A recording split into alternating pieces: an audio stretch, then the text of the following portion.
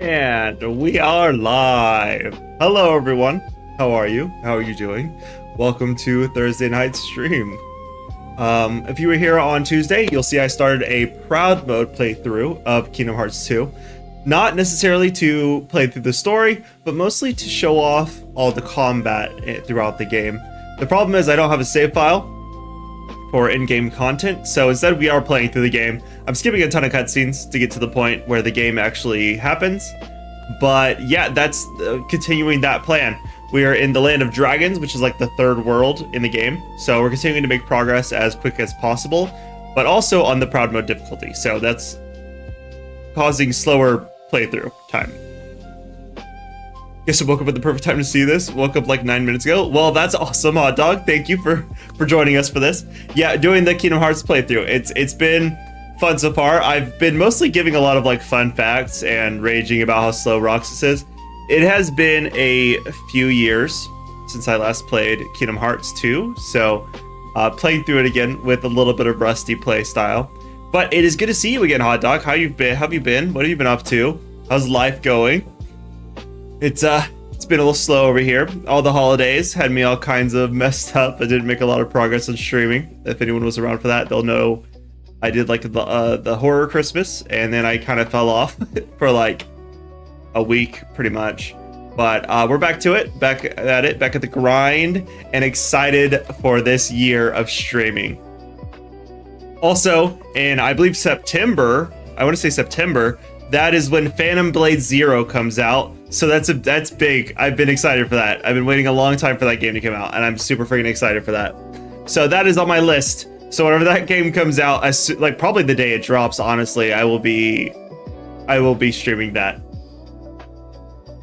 But as for today's, we are continuing with Kingdom Hearts 2, and we're gonna go ahead and hop on over. It's currently in its title screen video, because if you wait for too long, it starts to do that. But that's fine. We'll let that happen.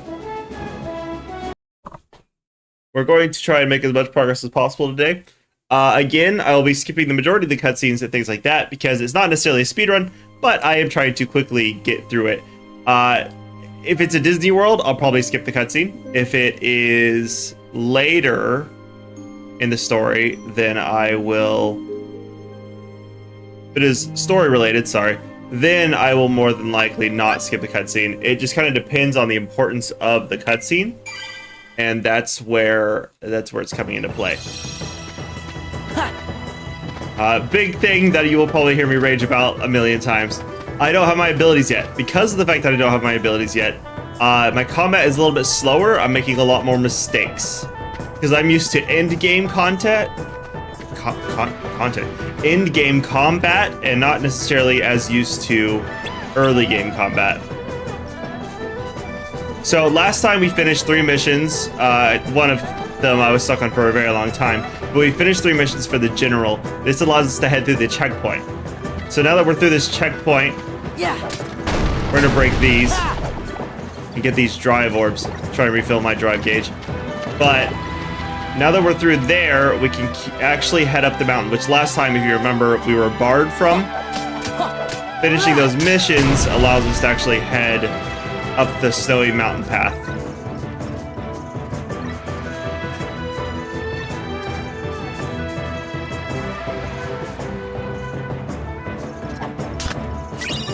I've just been playing Omega Ruby and Pokemon Y on my new, in quotes, 2DS I got for Christmas. I hate Nintendo's naming scheme for the 3DS line of consoles. I agree, I get it. I will say that those were some good Pokemon games, though. I did get to play a little bit of Y. Yveltal and Xerneas, I believe, are their names. Those were super fun. I did like those, but I do see the hatred for for the naming convention for sure. Wow, I'm dying quick. Oh, I died. Well, we're off to a great start. I've already taken my first death to random field enemies, and not even like actually important ones. Like I said, a bit rusty. It has been years since I played Cage 2.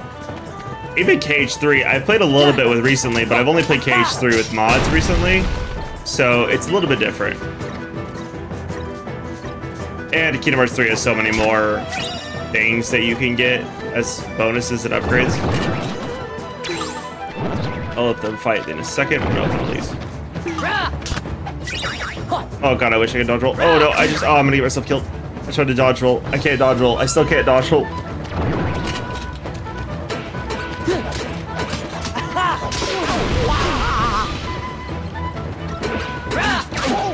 Okay, we're leaving this behind. We're gonna go in here. I need to not die, and at the rate I'm going to die. So our goal is to, basically we're going to try and get through Milan's world quickly and into Beast's world as quick as possible. Just trying to make as many worlds as we can. Right now, our goal is to head up the mountain, so we're busting through this stone wall. Which means I'll be doing a little bit of fighting here, and probably dying because of how friggin' rusty I am. Oh my god, literally like that. Ooh, thank you for the cyclone.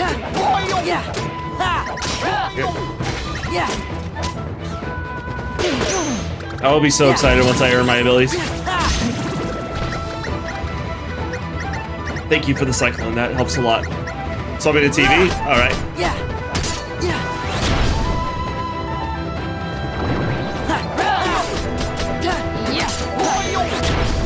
Shadow the Rock. We don't even actually need to fight all these. That's one of the big things about this mission. It's the sprint up the mountain. You don't even actually have to fight everything. You don't even have to open all the chests. You can just literally sprint past the enemies, push back the wall. What makes it hard is that the enemies can't hit you.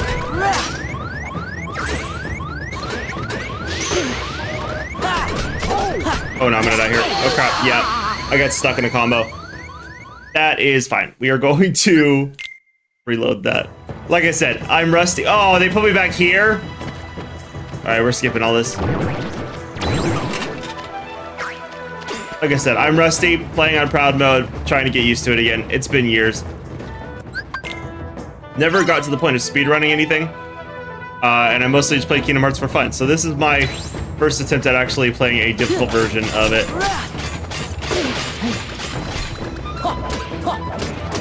And these friggin' dudes make me so mad. I hate the scholar guys.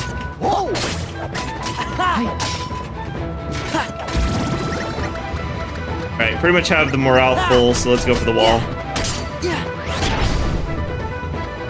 I think we're gonna try and take out those guys along the path.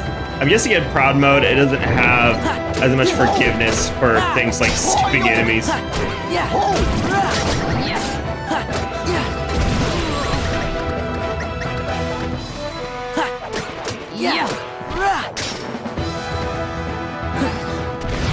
I missed. I missed entirely.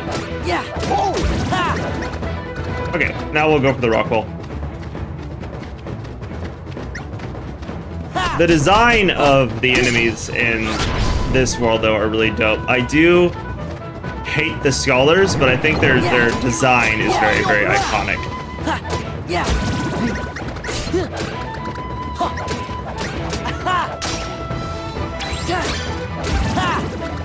Okay, we got at least one drive gauge. That's something. I believe if I go down this way... Oh, God. I believe if I go down this path, a horseman will show up, so I probably don't want to head on this path. Get the Cyclone off. Go to the Cyclone. Ooh, yes. The nice thing about Cyclone is it hits any enemy that's in the path, so I was able to take out the scholar guy on the way. Kingdom Hearts to his peak? Yes! Yes, dude! Oh god, oh god. Cage 2 is the best version Kingdom Hearts has ever had. Okay. There! Ow! Ow! Ow! Ow! Yeah! Yeah!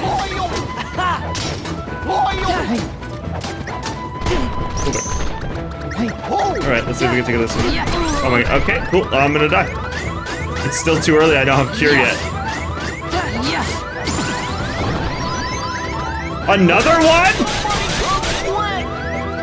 Oh god, I don't have any more potions on me. That's not okay. My dry form isn't full yet either. Let's see if I can bait him into an attack. Is it baiting him if you get hit?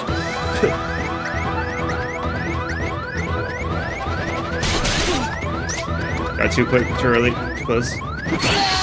Yeah, man, I do not have my stuff yet. This is the only problem with early game KH2. I love KH2, I love it so much. Oh my god, stop putting me back here! I love KH2, but early KH2 when you don't have your movement abilities is so difficult. At least for me. For other people, probably not, but for me, it's so difficult. Yeah, no, KH2 has been, even though there are many struggles with the early game, it's still one of the best games ever to be made.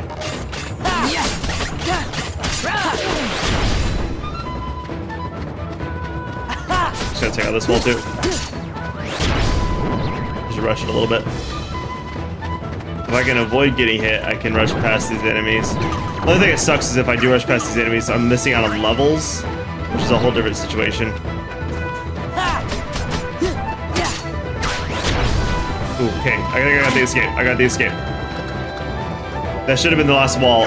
That locks us into the next area. You don't have to actually fight any of those enemies. I only ever did it so they wouldn't hit me while I was doing the wall thing.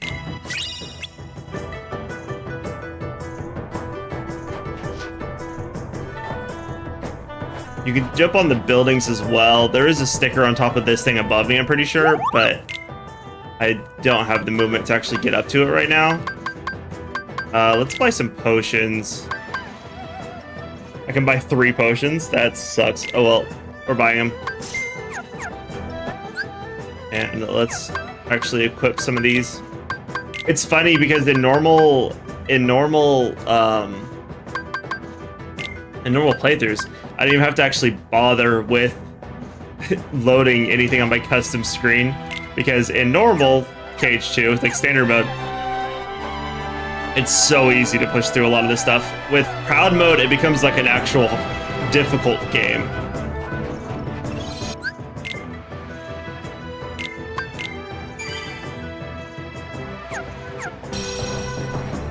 Okay, I think I have to talk to him and do some more missions. I know I have to enter that cave here in a second. I don't remember if he has anything for me. No, he doesn't. So I need to go over here and enter this cave, I believe.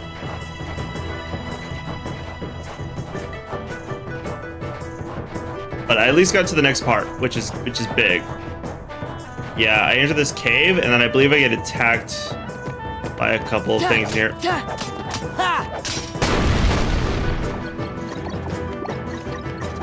It does take forever to fill your drive gauge in proud mode, though.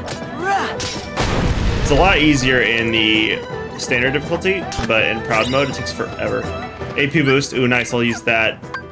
I wonder if I should even actually bother, because there's very much a possibility where it doesn't actually work. Ooh. Let's do a high push in there. Stop. Nope, stop that. Stop.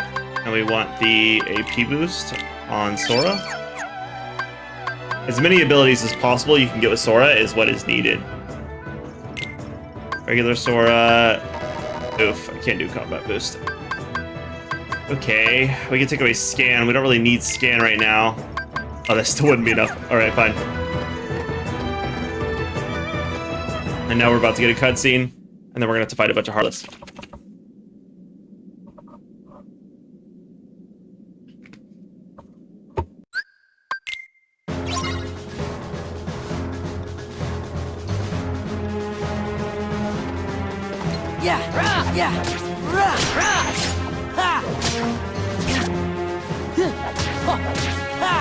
Say early game, air combat is the best way to fight. It's more fluid, it's a lot quicker. Once you get a few levels in though, it gets a lot better.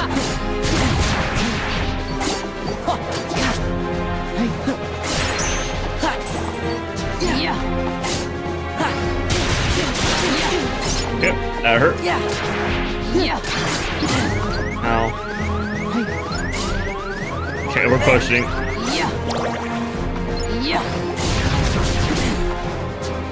He hits me from everywhere. Okay, I think we focus on big guy. Oh my god. Okay, so I should not have potions equipped like that. I've never used items in cage before.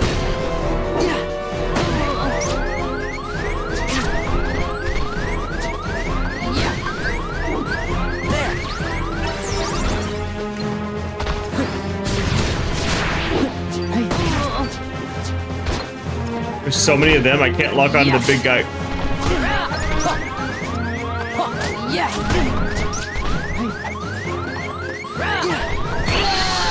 Yeah, that's fine. It gives me a second to recustomize. I'm not surprised by it. Like I said, I'm very rusty. It has been a very long time. But now that I know this, I can swap the potion out for a high potion. And as far as these go, let's equip high potion and to MP. I guess it's potion. And then those will auto refill. Yeah, I'm not going to go ahead and use the ability point thing right now because it's not needed. Yeah.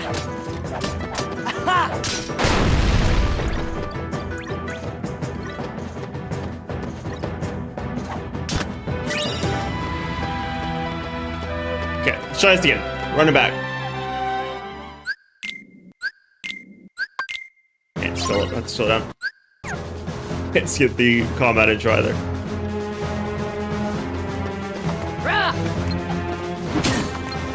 Lock on to the big guy. Forgot how to make it swap targets. Yeah. Yeah. Yeah. Yeah. Ouch.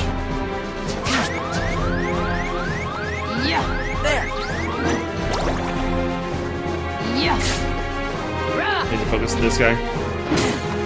Oh my god, this friggin' reach is insane.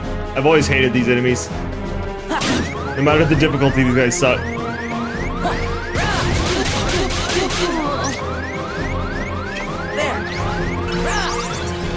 Where did Goofy go? Why is Goofy gone? Oh wait, they got locked out. I forgot.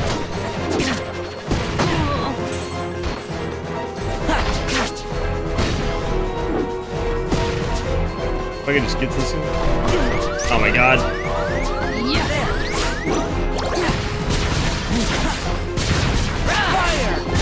Oh, I can use you guys to fill my drive gauge. Okay, I see. Wait a second, I didn't realize the shadow filled my drive gauge that much. Oh, let me fill it. Oh, wait, I can't. Oh, because I don't have. Oh, I don't have Goofy. God dang it. I can't actually do my drive because I don't have Goofy.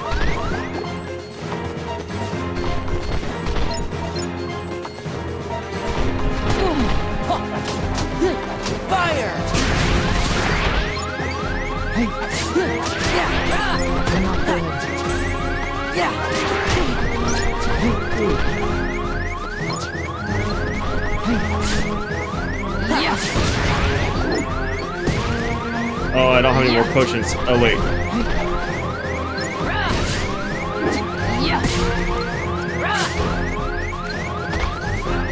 Okay, I need to finish off this horse guy. I don't think the others will stop respawning until I do. I guarded it! Oh my god. It has been so long.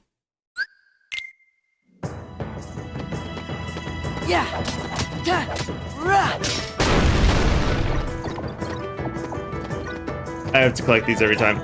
Okay, well at least now I know not to waste resources due to the fact that Goofy's not in the room, so I'm never going to use my drive gauge in here.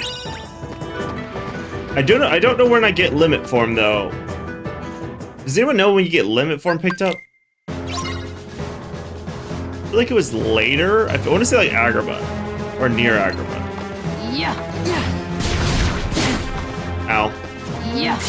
Okay, so I need to ignore the little guys and just focus on him. I just can't lock. There he is.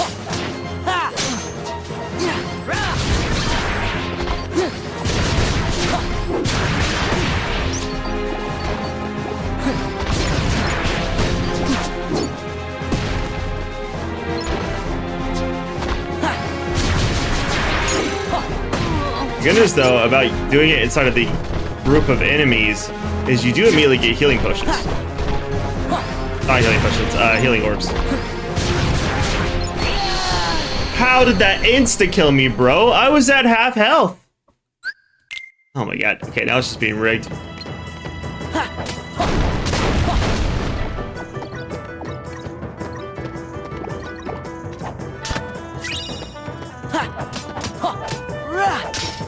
I actually cannot wait until I have my real abilities. Because at this point, it shouldn't be this tough. It's only this tough out of spite.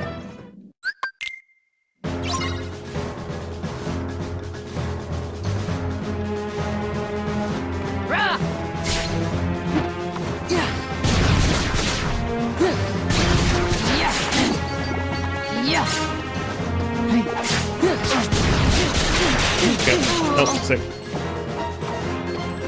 That's fine. Yeah.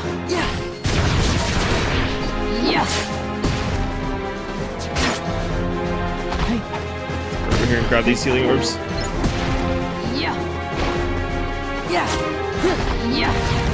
Okay. That was sick. There.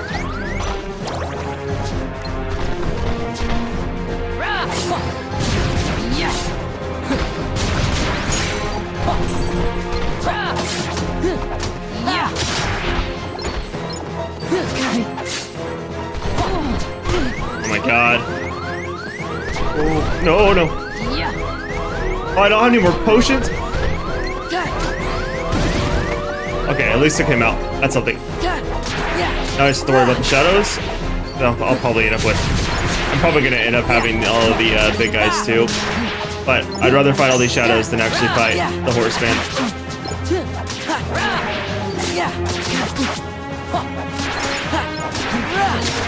At least they drop plenty of healing orbs.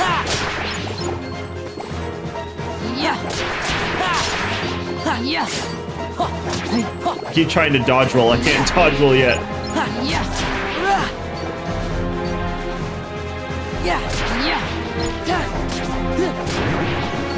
Oh, not two more! Wait, no!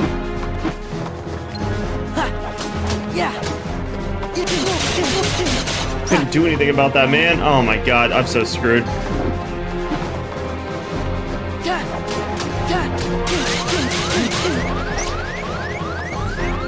I don't have any potions! Oh, this is bad. Okay.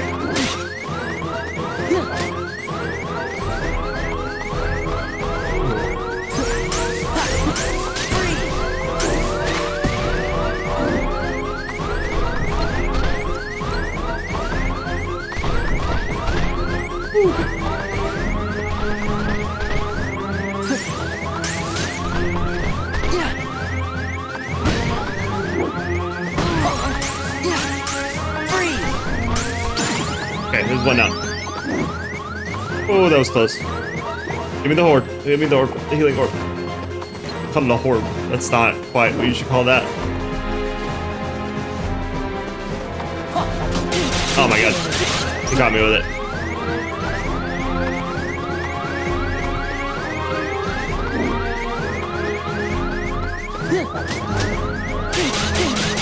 It takes long to recover. It takes long to recover. I'm gonna end up actually dying. I'm just gonna stall him out until I get my MP. If she would actually do something, that would be super sick. Instead of chasing me around, actually fight the enemy. But I know KH2's built different. KH1 was built where they would actually fight a little bit, but KH2, they refuse. Because you're supposed to be the one doing the combat in KH2.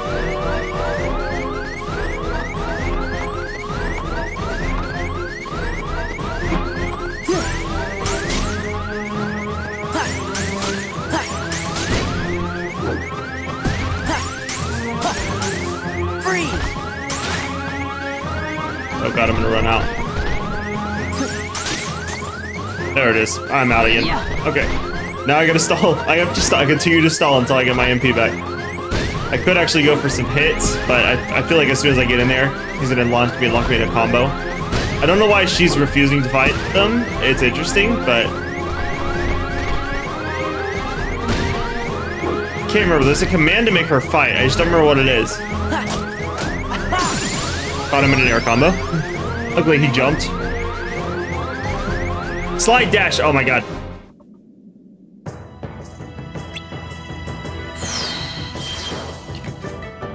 Okay. I finally got my first useful ability. I guess second useful ability. Technically, aerial recovery is my first most useful. But slide dash is big. That's big. That's going to make such a difference. Now, if only I can get my combat boost, but that's not going to happen for a while due to the fact that I need more AP. Now, why aren't you fighting? Yeah, I don't care about those. Why aren't you fighting? Not party. Is it customized?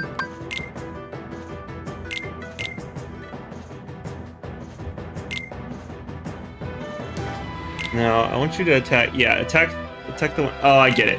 Because hit their target before attacking another. That's probably the one we want.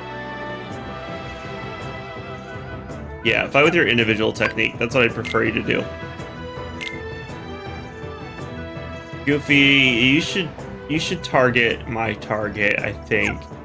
And Donald could just stay close to me. That's probably good.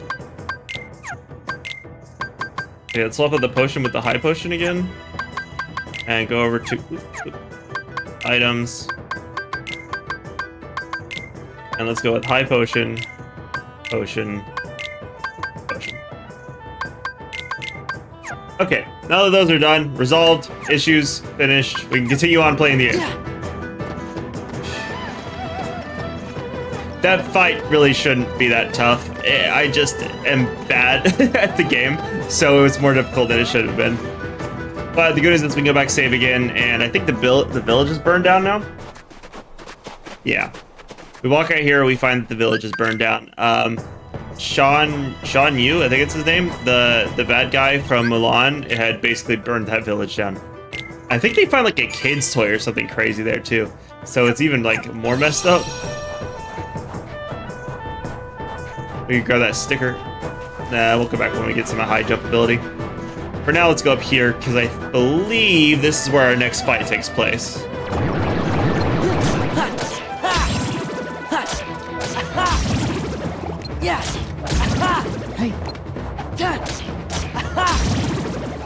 Okay. Oh yeah, this is where one of the coolest things gets introduced. Grab this. So this is the ride the wind. It lets you float around in a tornado, and then whenever you get close, you can soar into the air, and you just get launched way up. It's super sick. It's not that useful right now for traversal, but whenever you get into like actual combat, it comes in crazy. So it just launches you way up into the air unless you come down with an attack from above. Now, this they should have put in Kingdom Hearts 2. Because in Kingdom Hearts 2, you have that dive ability. If you had this tornado thing to launch you way up into the air, and then you could have dived down and got someone, that would have been so cool. That's one of the big things that KH3 had that deserved more respect, was the ability to launch yourself or fall off of objects down onto enemies. But it's a situation where they just didn't use it enough. Okay.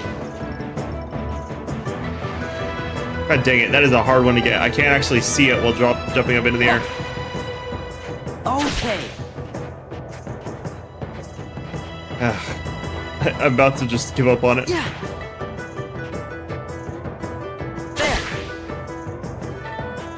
There we go.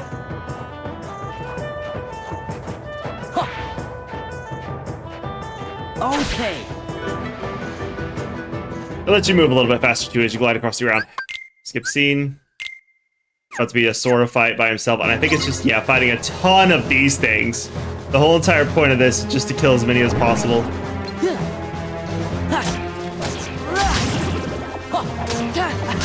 I need to get the speed trap.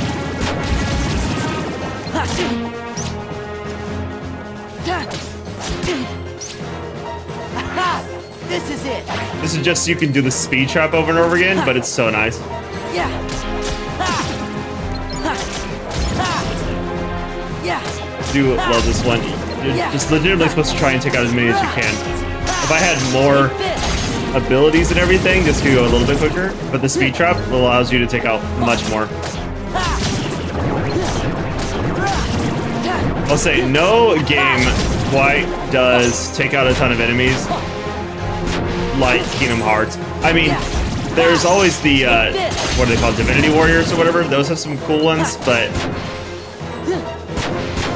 KH2 just built it different. Just because the combat's more interesting.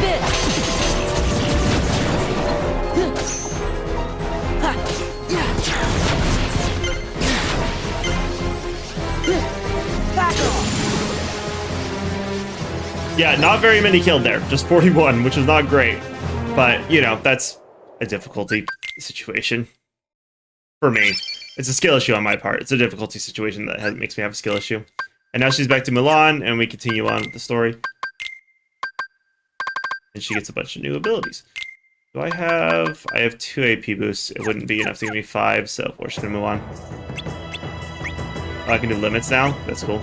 I can do the Mushu I'm on fire thing. Back down the mountain we go. Skip. I believe what that cutscene was telling you go all the way back down to the mountain area so you could head towards the palace.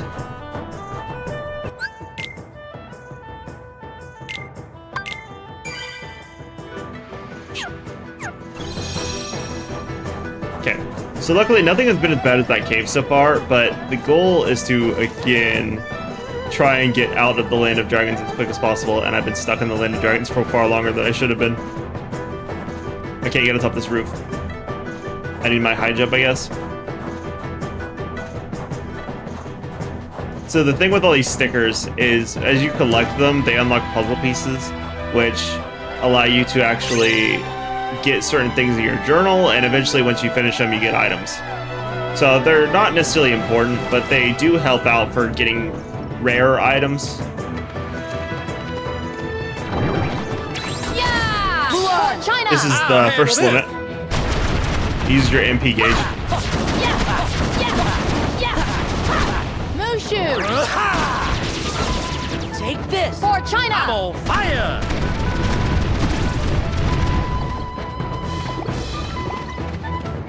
So that was the finisher. I used it a little bit prematurely, but that's okay. Oh. So that was the what do they call it? The dash swipe. That was the new ability that I got. If an enemy's out of my range, it basically bursts towards them and then hits them, ensuring that you can close distances, which is very, very nice whenever you get stuck really far away from enemies. It's very, very nice to have.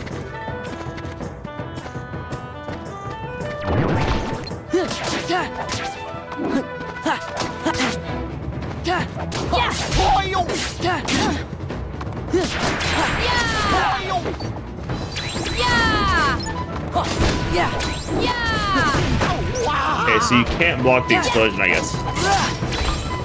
That's at least what I'm getting from, at least what I'm getting from every time I've tried to block it.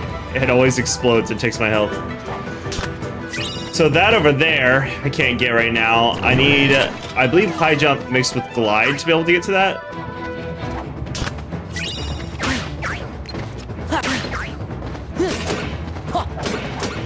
Let's do this Let's together. do I'll this. handle this!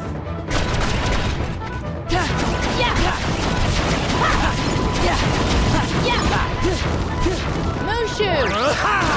We're gonna let him finish it because I think we're already done with the combat. I'm on fire! Yeah. Okay, we're gonna check those out. So we're gonna keep heading towards the palace now. I will say, KH2 has so much more aura than any other game has had in a long time. There's some good games that have come out in the past few years, but I don't think any of them quite compare to the aura of KH. Yeah! Yeah, I'm gonna need you to kill that guy. Yeah! You got this, Milan. Keep doing it. Keep messing him up. You're not doing a lot of damage. Goofy, do something.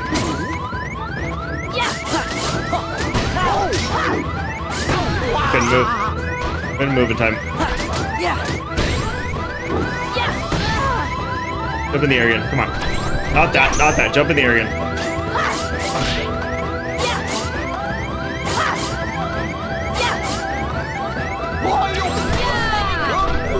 Wish you would jump into the air so I could get. Oh, don't run that way.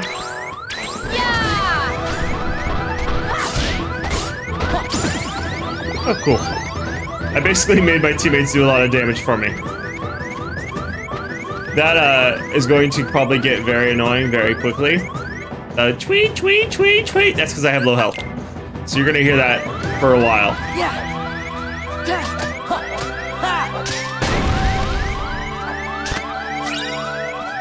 Actually, while I'm out of combat, I'll just go ahead and use a potion. Sorry, getting those off my list. No, I don't want to waste an elixir. Let's use a high potion. Just to make it stop screaming at us, and that's exclusively the only reason I did that. Now that I'm not being attacked, I can open these chests. That one's gonna drop drive orbs, which we don't really need. We'll hit these smaller fireworks over here, because they'll drop healing orbs, and I can use this to get back to full, or at least close to full. I think what I'll do is run up here real quick. We'll take a wide berth away from that guy. Okay. Not right now, man. Not right now. We're gonna go for the save point. I'm gonna ruck over here and save real quick, and also reset my health.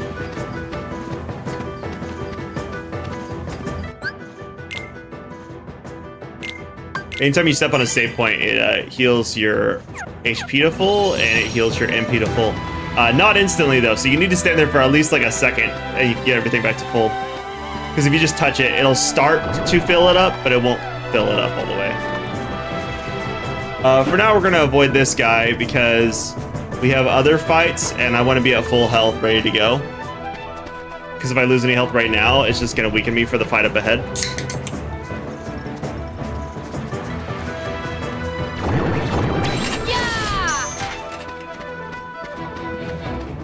And again, we're continuing to save the drive gauge because I'm looking for more important fights. This is a kind of important scene, but not like the most important scene in the world. Shan Yu is alive. He's headed this way. If you've seen Mulan, then you know And fully why should well I believe you what all this this time? is.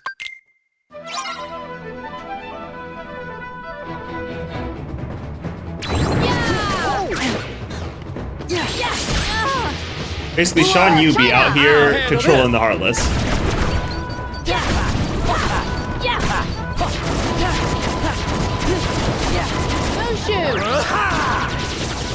Take this. For China. On And fire! that should hopefully finish off the last one. No, got him close. Yeah. There we go. That's fine. I'm fine with using that, wasting that there. I can use my drive gauge up ahead. So next should be a boss fight. Any save points now. So we're gonna go across here. It's gonna take us up to the palace, but you can see it's super far away. Man, I would love a remaster of Kingdom Hearts 2. Because think about, they could have that area full of the soldiers and the Mongols fighting each other, and it could be so cool. And then imagine this with a more up-to-date texture. Oh, it'd be so sick. One day, I want them to remaster the Kingdom Hearts games. I don't think they ever will, but it'd be cool. If they remade them in like the Unreal Engine and made it the same graphics they're going to do for Cage 4, it would be insane. But at the same time, it would take away the integrity of trying to make it look as much like the Disney property as possible. But at the same time, I feel like they could use the Unreal Engine to make an animated style to make it look like a cartoon.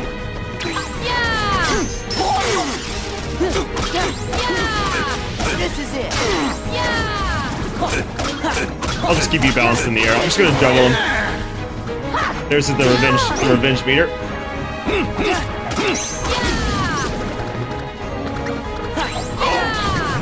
You can overpower me.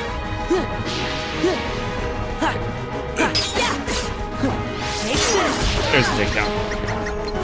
You can overpower me. This is There's another takeout. Take this. Oh, out of drive. Oh my god, out of drive. Let's use the red rocket here. Right now, we're also protecting the door from him and the Heartless. It's over. For China! Oh, I'm gonna have to immediately heal after.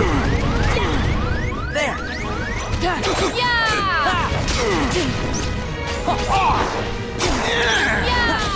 Let's see if I can juggle him a little bit. Not quite. Oh my god. His bird is aggravating. Oh my god, I'm gonna die to this freaking bird. I gotta take out the bird. Okay, can we stop taking damage? Oh my god, bro. Let me kill your dumb bird. You can overpower me. Yep, I'm gonna try it. It's over. Where's your dumb bird at? Oh my god, I cannot hit his bird.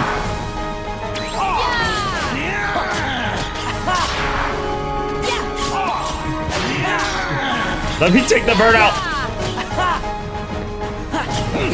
It's so hard to hit that bird.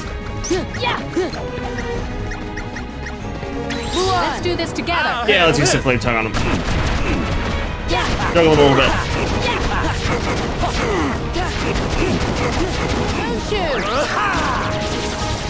It's over. For China! Fire! Yeah!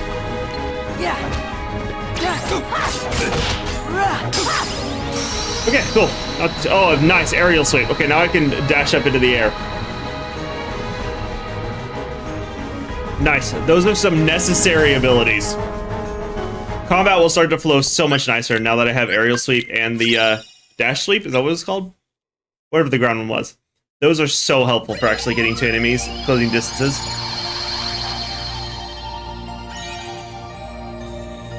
That unlocks Olympus. But I think before we do Olympus, we're just gonna go ahead and rock Beast Castle. We're gonna do a save.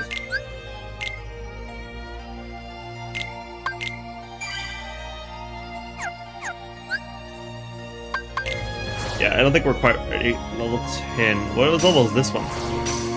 Yeah, I know. I was just hoping I could read it. Okay, fine. Sorry. Alright.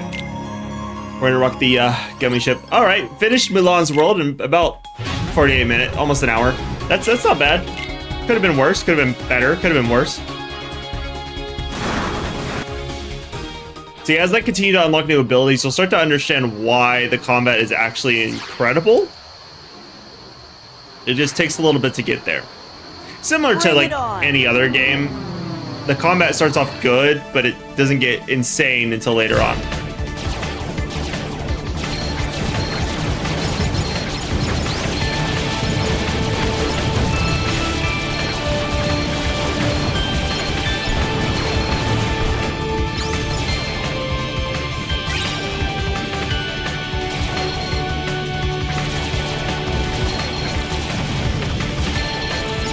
Gonna keep using laser spam to take all of these guys.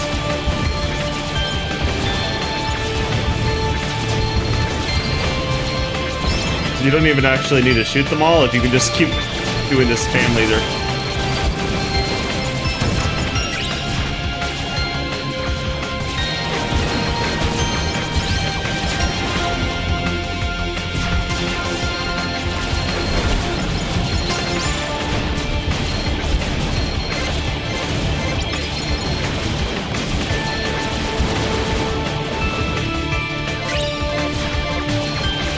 I'm just blowing through the enemies too quickly with the scan lasers, and they're not expecting that.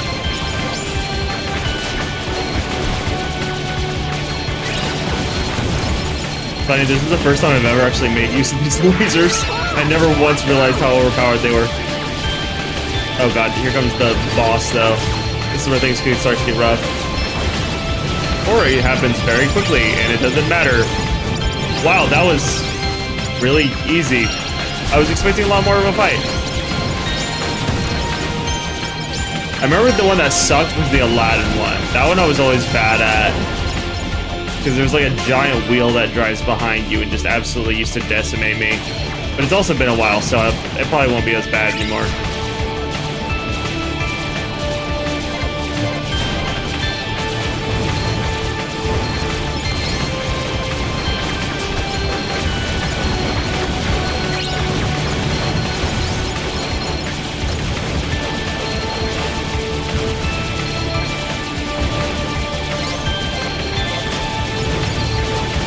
This game is great.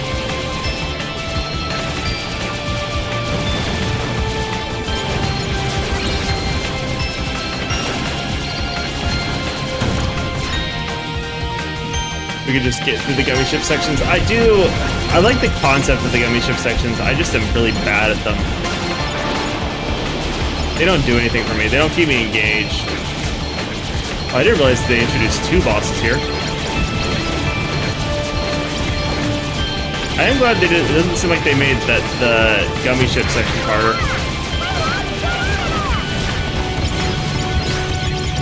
Seems like the gummy ship sections are probably like the same amount of difficulty, if not a little bit easier.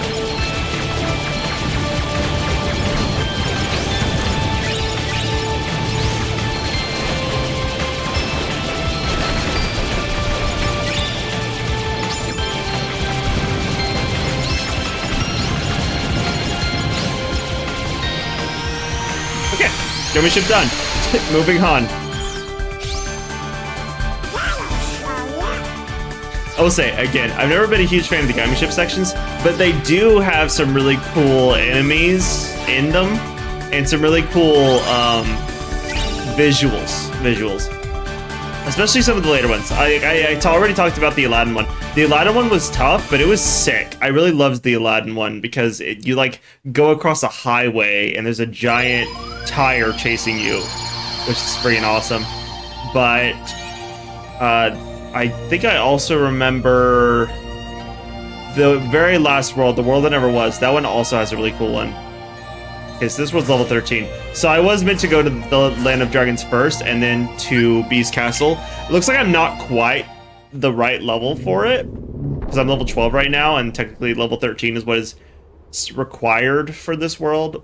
But I'm like almost there, and I'll probably get the level as I explore the world. It's huge! And sort of gloomy, don't you think? I did skip that cutscene. They walk in here and then get attacked by Heartless. I believe it's the cutscene right after this. That's the kind of funny one. I'm not going to use my drive form on these enemies.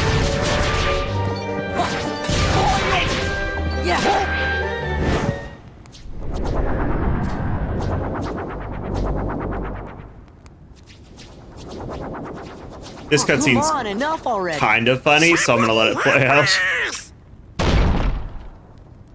The Beast just slaps open this door, which they know him from the first game, so they're all like excited to see him again. But he's got some other issues going on.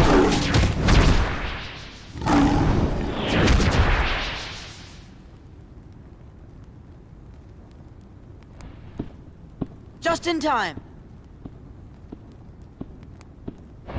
And then he slaps Sora. And then he slaps them. That's it. That's all that mattered. I just wanted to see you slap. I just wanted to see him slap Sora.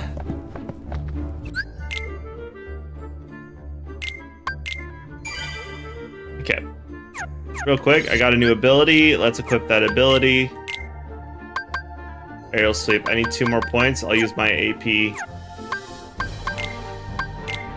I'll use my AP boost.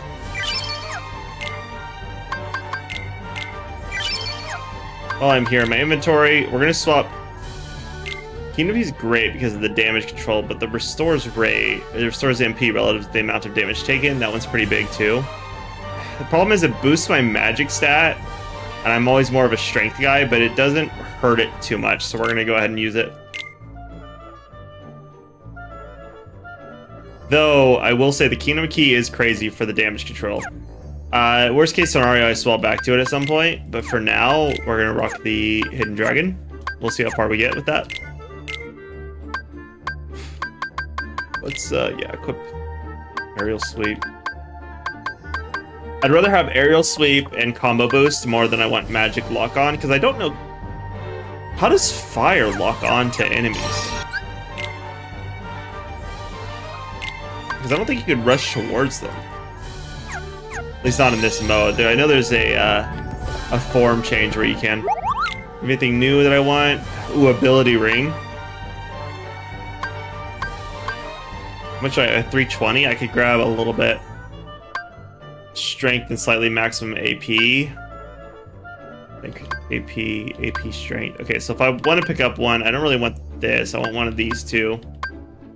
Ooh, magic is great. Oh, by the way, this ring is sick, and I would love to have one of these rings. This is one that, ever since I played Cage 2, I've always wanted a ring that looks like this, because it's so cool.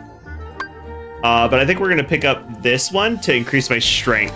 Because I do believe I do a lot more hands-on fighting than I do shooting from a distance. We have enough. We're just going to go ahead and pick up both. Do I have anything I can sell? I don't really think there's. Maybe the tents. Usable only from the main menu. Yeah, that's fine. Yeah, we'll hold on to the tents. Should be fine. Okay, in that case, we're gonna swap out the ability ring. I think for the sardonyx ring, we'll give Donald the silver ring. We'll give Goofy the ability ring. Let's check. Do they have anything I can... No, they don't have anything. It's gonna be Turbo. There we go.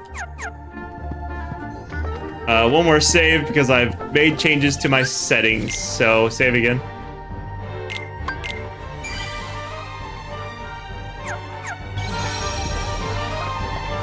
And we're moving to the edge. Skip. Basically, they heard a noise from upstairs, so now we're going upstairs to check on it.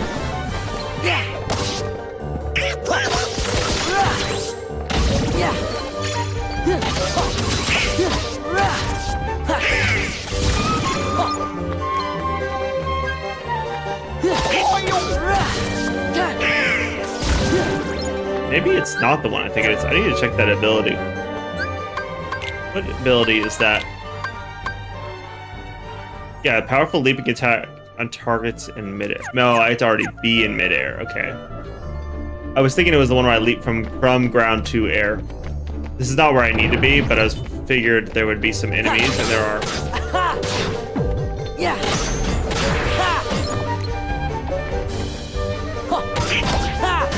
It's over. Nice thing is when you knock them up into the air, you get to have the full swing after. Which knocks them like. This is it.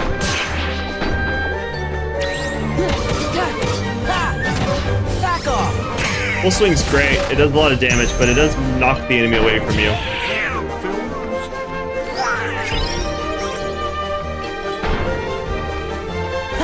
It's over.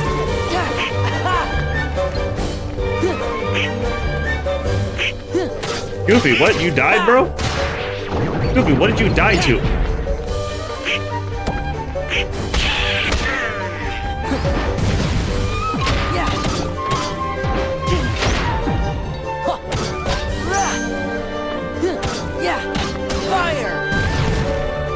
You're making Donald look good.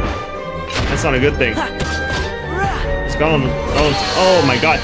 Okay, I get it. Never mind. I'm sorry to talk trash. He literally slapped me from half health to empty in one hit. So you know what? Maybe I shouldn't talk trash about him. This could be a good opportunity to level my drive. Actually, you know what? Never mind. Let's head towards the task. Because if I'm going to use my drive form anyways, I might as well use it to level it by doing what the actual objective is. I think it's the other direction I'm supposed to go. No, this is right. Okay. Wow, we just skipped the entire hallway. Mega recipe. Okay. This should be a map. These are usually maps. What am I supposed to do? Undercroft? Oof. I don't like the Undercroft, but okay.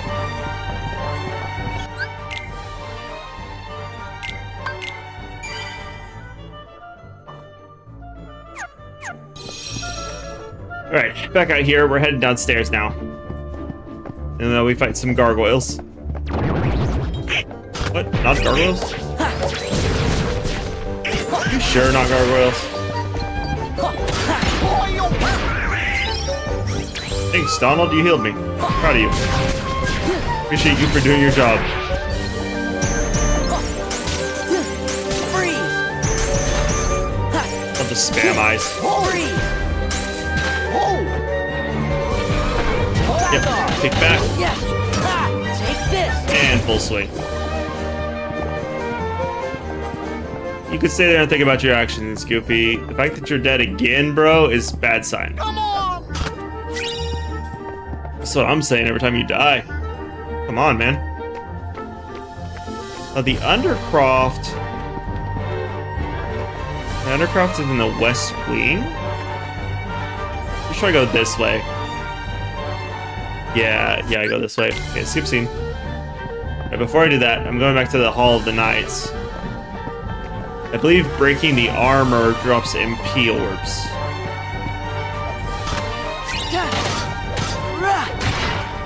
5 gauge? Okay, well I thought it was MP orbs. It's been so long, man. This just shows how little I remember.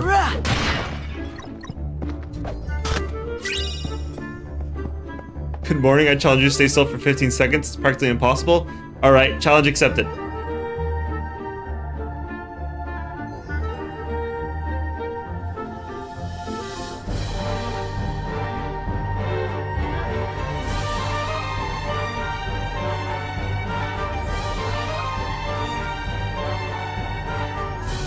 I think that was 15 seconds. Yeah! Huh. Yeah! Did I pass? Did I pass the test? Did I win?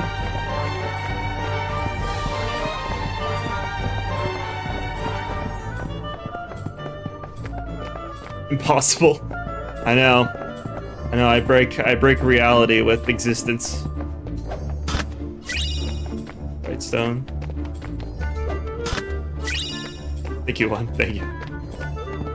Sometimes you just have to against all odds push past and go beyond plus ultra.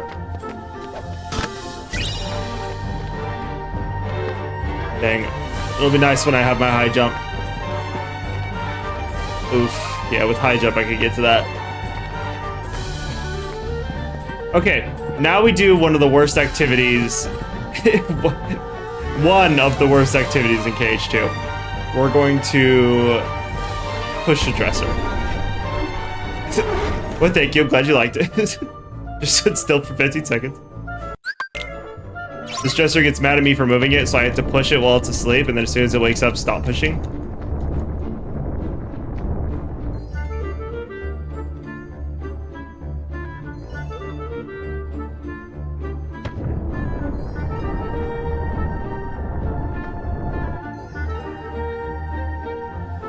This is the whole interaction, by the way. It goes to sleep and you shove it to the side, and then as soon as it like drowsily wakes up, you stop pushing, because if you keep pushing it, it wakes up and it goes back to its previous spot so it can sleep more. Now we're going in here. This is the dungeons. This is where all Beast's friends are. They're all trapped in the dungeon. Beast threw them into the dungeon.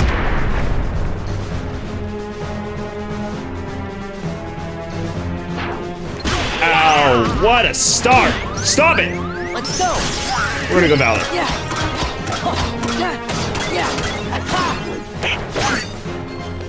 Ha. Back off! Yeah! Oh, I'm gonna die. Yeah, that was it. Unfortunate. Unfortunate. Oh, yikes. Okay, so this is one of the coolest parts of KH2, right? So if you die, there's certain times where you get a very, very interesting interaction where you click I won't give up, and Mickey comes in with his aura and just takes him out, bro.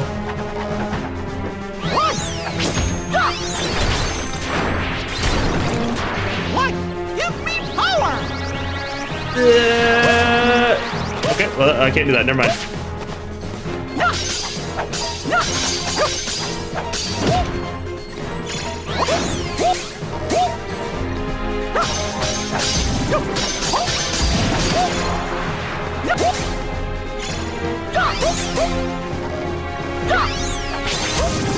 Oh.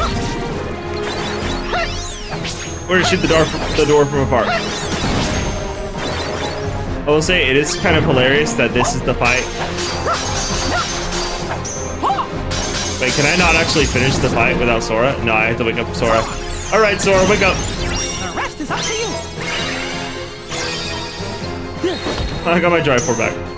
Let's go. Yeah. Yeah. Yeah. I think I need my finisher. There we go. Now I can do the chance. Back off. Oh god. Yeah. Give me strength. Okay, now I need to damage this thing as much as possible. Yeah. Back off. I believe if I take too long, he goes back into the die cat. Take this. Uh-oh. Those are gonna, yep, come down and attack. This is it. Yeah.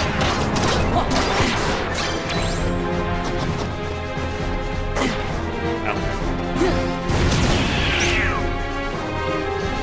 I need to rock a high pressure real quick.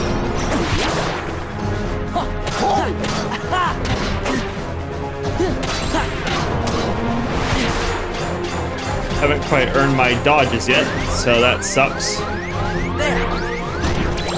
Oh, okay, stop doing that.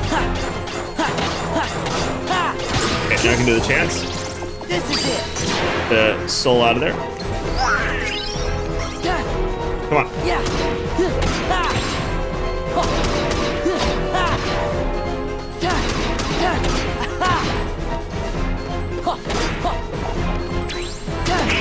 Okay. Do not let that thing back in the door. Oh, okay, thank you. Oh, with all due respect, your hair is very beautiful and you have a pleasant smile. Well, thank you, thank you. I grew both of those myself. Mickey is very helpful in speedruns of Critical Mode. Mickey has definitely been very, very excellent. Very, very excellent. I remember, so I played this back on the PS2 when I was like 8 years old. So the first time that Mickey came out, it was incredibly awesome, just due to the fact that I didn't know that he was even a thing in the game. The first time I saw him actually was in the Zeldin fight. The second time you come back here, back to Beast Castle. That was the first time I ever saw the interaction with Mickey, and that was just such a crazy surprise when I got beat down by Zeldin, and then he shows up and just saves my run. Recommend me to focus on dealing aerial damage. It's faster and more effective. That is a good suggestion. I do know that part of my issue so far has been I'm just still earning my abilities, and so a lot of my issues have been on the side of not quite being able to do that quite yet, but upper slash will help out for sure. I need more AP. I constantly need more AP. Power shard, bright shard. Let's get Dawn of Fire on there. If I could get more AP, I need to level more. Because upper slash would give me my big thing. That's fine. We'll focus on unlocking that over time. Oh, AP boost, nice. Let's use the item real quick. I'm gonna go ahead and put that onto Sora. And save. Lock that in so that I don't lose that AP boost, hopefully. Hopefully I don't lose it. I don't think that gives me enough. How much do I have? 15? I need 4 more. Okay. So I need to have 18. There it goes. I needed the ledge grab. Didn't quite get the ledge grab. Alright, make these soldiers move. Thank you, sir. Much appreciate Clocksworth. I don't remember his name. Is it Codsworth? Is that his actual name? Please hurry and be quick about it.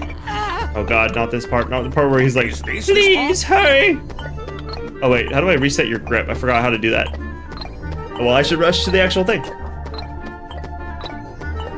I think I just have to wait till it runs out. Why is stop? Everyone needs to be here.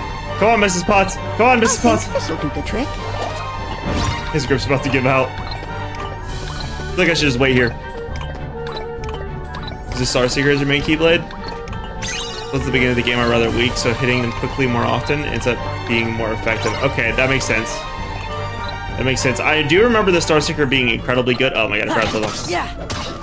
I do remember the Star Seeker being very good, so that makes a lot of sense. I can swap them out. I think I can do it right. Oh, I can't do it right now. We'll put the Kingdom Key. Put Star Seeker, and then we'll put the Hidden Dragon here. Actually, when we're in Valor form, I think I'd prefer Kingdom Key. The damage reduction. Also, the Star Seeker is just so freaking cool. I love its design. Hey, Mrs. Potts, can you go over here? I need you to pour water into the clock's mouth. Please hurry Rush, and be quick rush. about it. Yeah, it's so sick. The design of it is so nice, and it was so sad when they like paid homage to it in KH3 by making Mickey's Keyblade a combination of it and the Kingdom Key D. I do kind of wish they would have just brought back Star Seeker though. I would have loved for Star Seeker to be in KH3. I'm so excited for KH4. I wish it would come out soon. It's not going to come out for years, but it would be nice if it would come out sooner rather than later.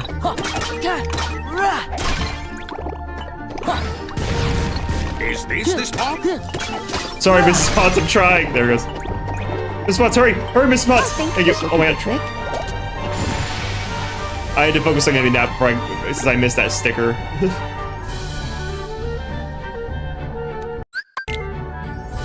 Okay, now we go back for the sticker.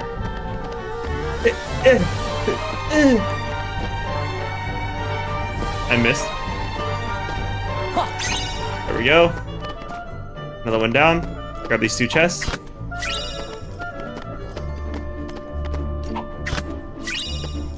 Yeah. And then soon, once I get my AP up to the 18, I think, AP, then I can knock enemies up into the air and make sure I can focus better on the aerial combat. Because I've noticed it's a lot faster on the aerial. It's just a situation of being able to get enemies into the air. Because right now I can like jump, but it doesn't always work.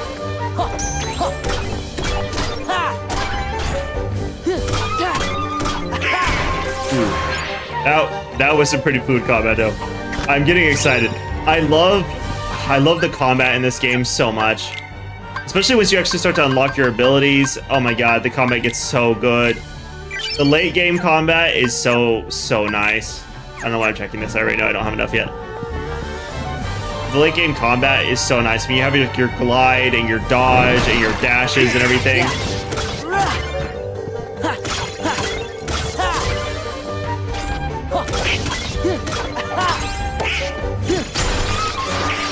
I missed the back cry. I missed the back cry.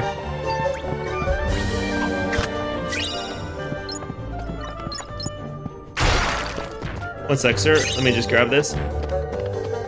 Okay, go after you.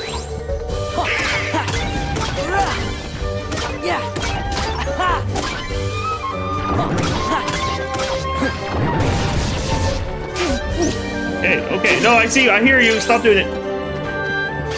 Come on, give me the back cry. Give me the back cry. There we go. Yeah.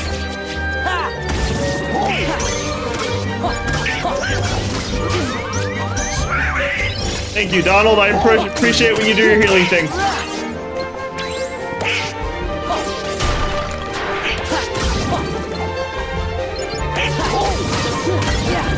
Oh, I love when the air sweep goes off. I think it's better to leave the face cam on the left side. The way the HP of enemies and bosses will be visible. Oh my god, I didn't even think about that.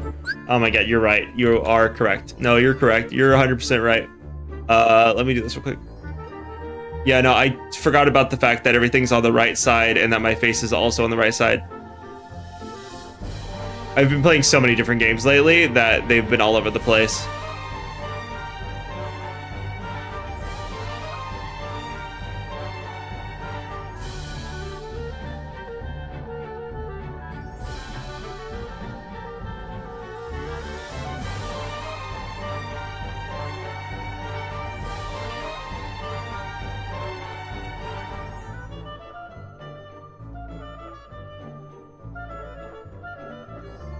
Damn, there we go.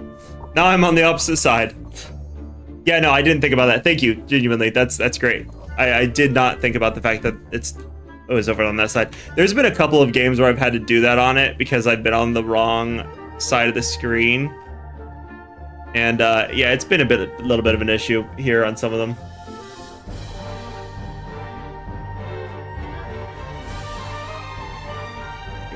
Great. There we go. There we go. There's like a little black bar that appears at the top of my screen. I had to move the camera up slightly. Well, I'm guessing you're a fan of KH since you know about speedrunning and stuff. Did you see my my Roxas skateboard deck back there? And also I have Keyblades on the wall. Once I get rid of this, you'll be able to see my Kingdom Key as well. Because I still need to take down Christmas decorations. It's been a week. I should take them down, but I haven't had time. But I have my Kingdom Key D for Mickey, my Pumpkin Head, and my Oblivion Key back there. And then my regular Kingdom Key, it's currently taken down so that the painting could go there. It's off on the side over here. I'm gonna put it back soon whenever I take down all my very delayed Christmas decorations. But yeah, I have all that stuff. Oh, and my biggest thing. So, well, a couple more things. This is Axel's chakram as a necklace. And then I don't have it on right now, but I also have a ring that has the crown symbol and the heart symbol on it, and it just rotates around the ring. And then I also have stuck in my flesh, if I can turn it. I don't know how to make this show up on camera. How does my wrist work? You can kind of see it. I got the crown on my wrist. Because Sora's crown is iconic, and I love it so much. But yeah, I've been obsessed with KH my whole life, and so I've got all kinds of Kingdom Hearts merch and stuff. You're dying, Mike, because I can't figure out, or because I'm gushing about all my cool stuff that I have. Is that what it is? Is it because I'm gushing about all my stuff? I'm like, look at all the cool things I own.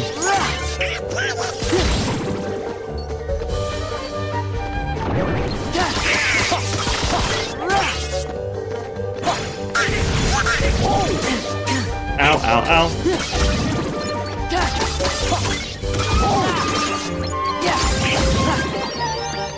Just show you too. Hey, I have to figure out how my arm works relative to the camera, okay? I forget how my arm functions. It's like, is this the right, is that the right way? And then I have to try to turn my arm or almost had it. There we go. With Belle. It's difficult, okay? Oh, that's Zaldin She's talking. scheming to take everything you have. He's a member of the Organization 13. In the first half of Beast Castle, it's interesting because he just kind of slowly convinces Beast to be evil, basically. Ow. And then during the second half, you actually get to fight Zaldin. It's pretty cool. He becomes an enemy against Beast. It's over. Which I am excited for. Oh, nice! I got a high jump finally. Oh my god, that's what I've been looking for.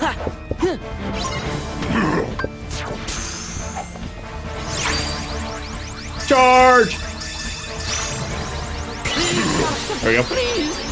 Ooh, gain an armor slot. Dope. I don't remember all the bonuses I get throughout the game, so it is really nice when I see the new abilities because it gives me like little boosts of happiness. Like, oh my god, I forgot to get that. God dang it. We're gonna keep Donald. Donald usually makes me mad, but he did pull a clutch heal, and I cannot be mad at him for that. He's doing exactly what I need him to do. No! No! Oh, dang it. I have enough for upper slash finally, but I have to do high jump. I have to. It's not a choice. And high jump level 2. I don't remember, do you unlock high jump level 2 for normal Sora? Vince by 3 in a pinch, that could be useful. So I think this is if Goofy uses it, so we can just swap that out with that.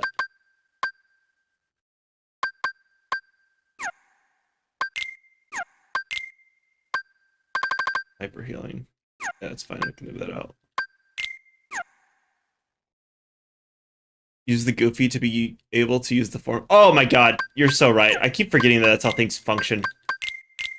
You're right, I can't transform if I don't have Goofy in my party. My brain bad, okay? You know what the worst part is? I would get into a fight and then I would try to use my drive change and then I'd be like, why can't I change forms? And then yeah, then it would have been told that and I would be like, oh right, because I'm dumb. It happens. Yeah, it happens more often than it should for me. This isn't the first time I've questioned why I couldn't form change either. Literally earlier in the stream, I was in the Land of Dragons in a cave where it was just Mulan and I in a fight, and I could not figure out for the life of me why I couldn't form change. Oh man, I love high jump. I forgot how much I loved high jump. I can't wait till I get my dash abilities too. Oh. But how? Let's do this.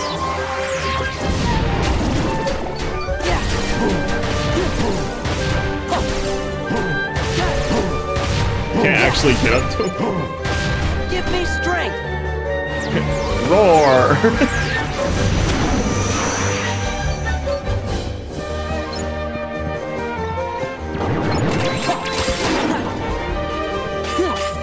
Hit him, hit the enemy. I miss every time. Cyclone.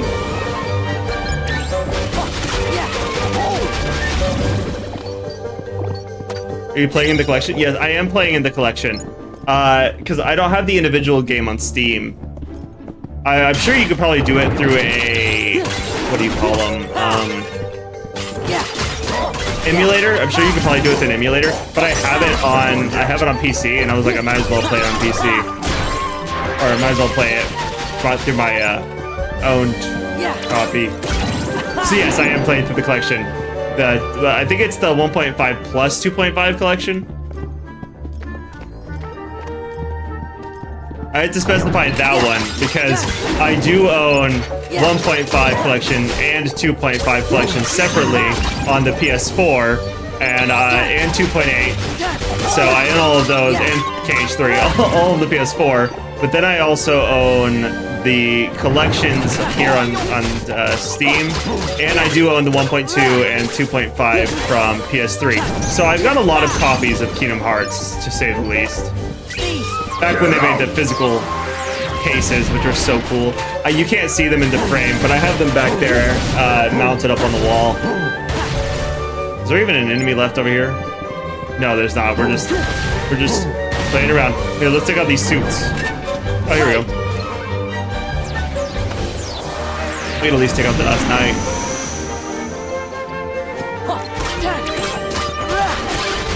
You're personally noticing that the game's experience was slowed down? Okay, I wondered about that earlier on when I was playing as Roxas. Like, I knew he has a slower combat for sure, but it felt like he was like super slow, and I could not figure out why it felt so slow. I am using 60 FPS. I do remember seeing something about 60 FPS having the opportunity to slow down the game. Is that the reason why I'm having the issues? Because I'm playing on 60 frames?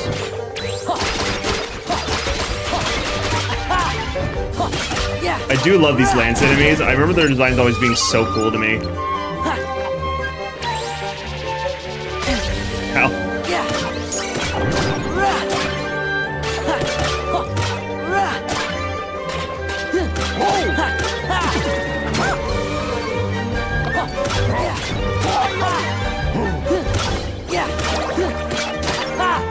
Man, I wish I had the knocked up into the air combo thing unlocked. I don't remember. Am I supposed to go back to Belle's room now? Or am I supposed to go into the ballroom? Or am I supposed to go outside? There's many questions I have.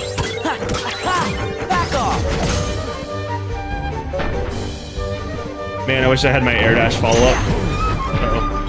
Uh-oh. Let's do some howling. Yeah, beast.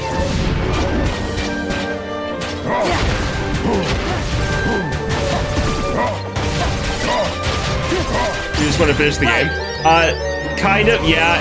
The point of it is I'm kind of quote-unquote speed running it. I'm not speed running it, but I'm quote-unquote speed running it. I'm just trying to get to all of the end-game bosses mostly. The only cutscenes I'm not skipping are the ones that are important to the story.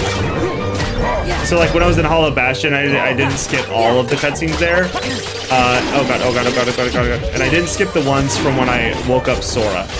So it's mostly is it important to the overall story? Then I'm pretty much watching a cutscene. Or if there's something funny, like I let Beast slap Sora earlier. I pushed guard, but I must have not been at the right angle.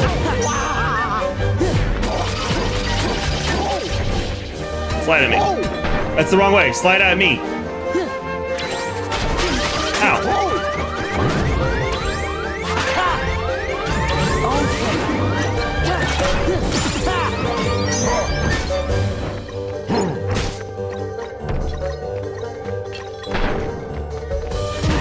We're gonna use another drive form. I kind of want to just get some more levels out of it.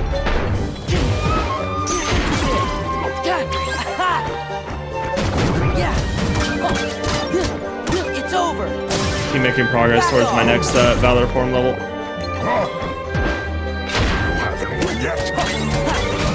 Back off.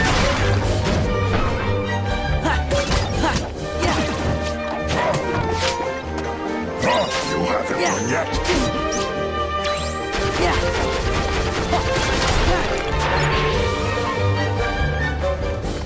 I remember, can I high jump that high? No, I can't. I need glide for that. Gonna go to sleep now. Good luck on your journey. Remember, may your heart be your guiding key.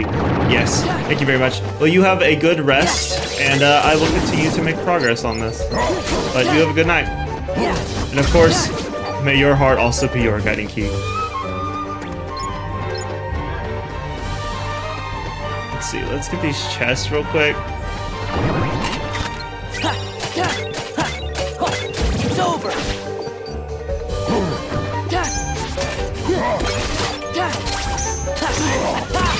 So one of the things I didn't mention about Valor form, how the form changes work, is they all have a level system based on certain things.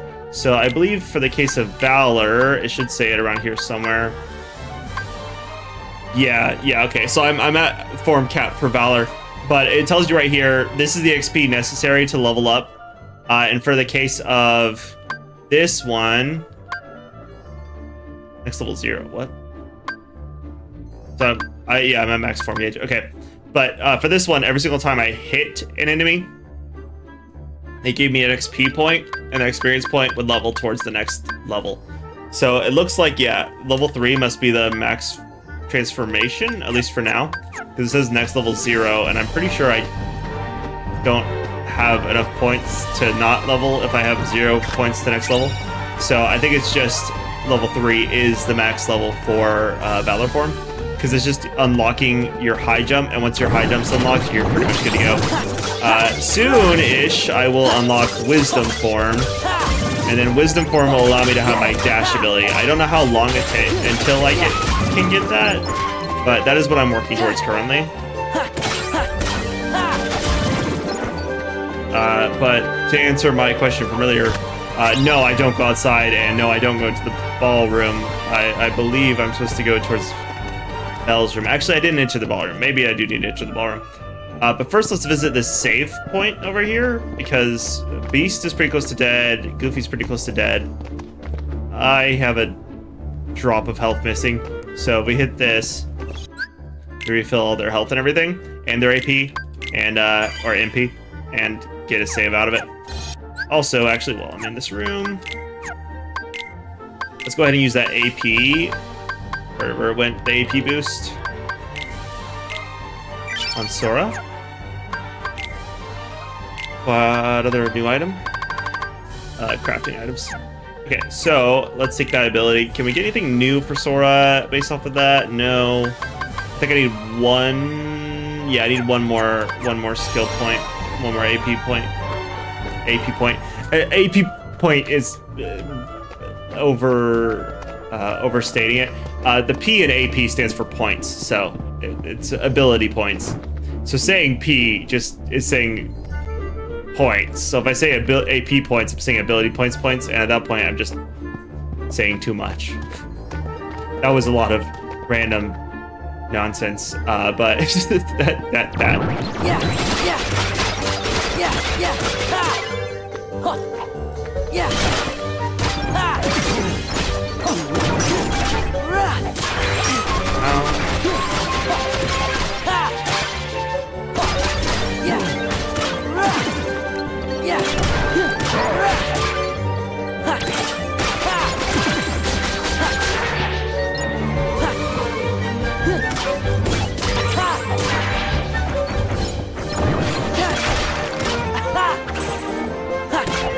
Alright, sometimes they go into absolute no talk mode when I'm in fights, so they get distracted with the fight. Oh, okay. I accidentally twin health, wasn't on purpose, but I did end up doing that.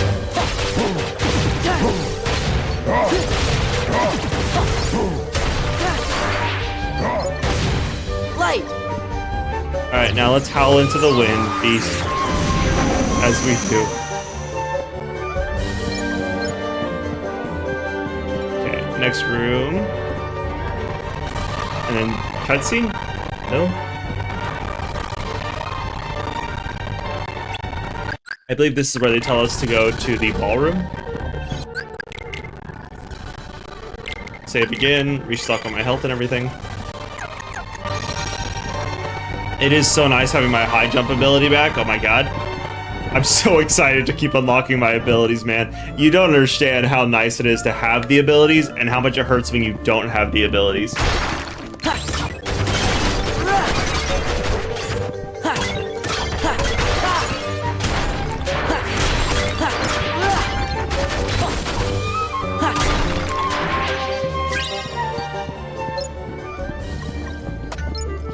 We'll pick up all these drive orbs.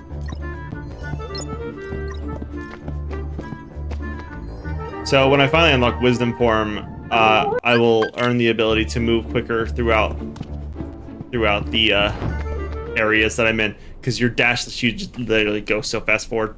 Okay, I believe this is the really cool Heartless boss. I may let this cutscene play out. This is kind of important. It does have something to do with the organization members, and this really sick Heartless. So this Heartless is actually one of my favorite fights in this game, just because he does some really cool stuff. This thing is a possessor, so it possesses parts of the room, including the floor, the pillars, and my favorite of his, the chandelier, which is so cool. It turns the ballroom into, I don't even know what to call it, just the whole room fights against you, and it's so cool. It turned Beast Castle into a gothic castle. Okay, I think he's possessing the walls right now. Yeah, I sent out light beams. Oh, I think that's the, yep, that's the chandelier. Oh, I'm not fast enough. Oh wait, I'm not fast enough. Wait, I'm not fast enough. Okay, and I can release him from the chandelier. I was pretty sure I could use the chandelier against them, but I guess... Beast. Get out! Okay, this pulls the enemy to me. So I can get some priest hits in here. Here's escape. Yeah. Give me strength. Now they're gonna howl into the wind. I do a good chunk of damage while they're at it. Yeah, that was such a, oh my god. Why did the ground eat me? Yeah. I don't remember that move. Oh, and here's when the chandeliers come, or not the chandeliers, the columns come to life.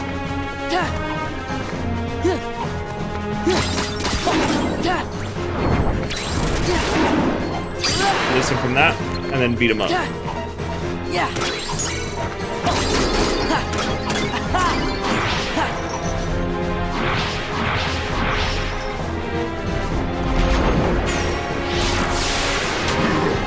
Okay, dodge in between them. Give me strength.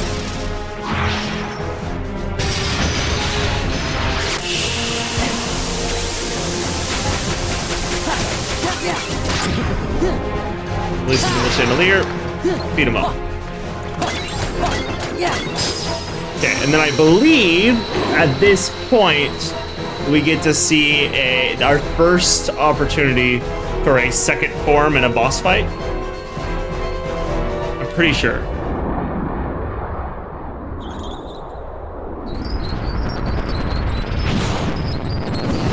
Yeah, introducing the second phase. So before FromSoft was making phase 2 bosses for Dark Souls and for Elden Ring and all of it, Kingdom Hearts was doing 2-phase boss fights in the form of these really sick monsters. It's got horns and claws. It's based off the design for Ifrit in Final Fantasy. It's like a heartless version of Ifrit, and it's really sick. This boss design is one of my favorite boss designs of all time. It's just so cool, especially when he's not invisible.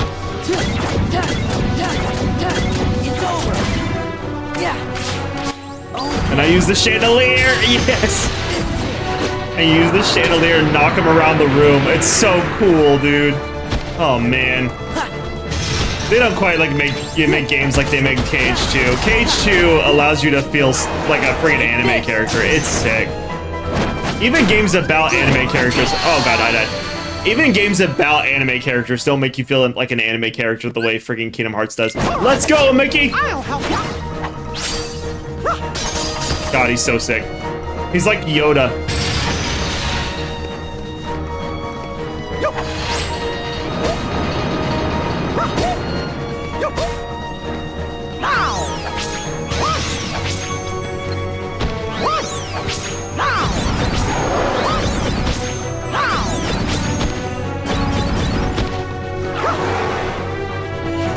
I love his friggin' jump where he goes way up into the air.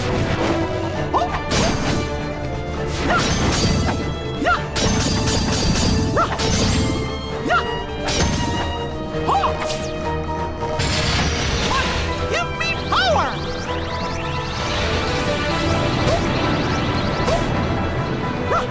Now.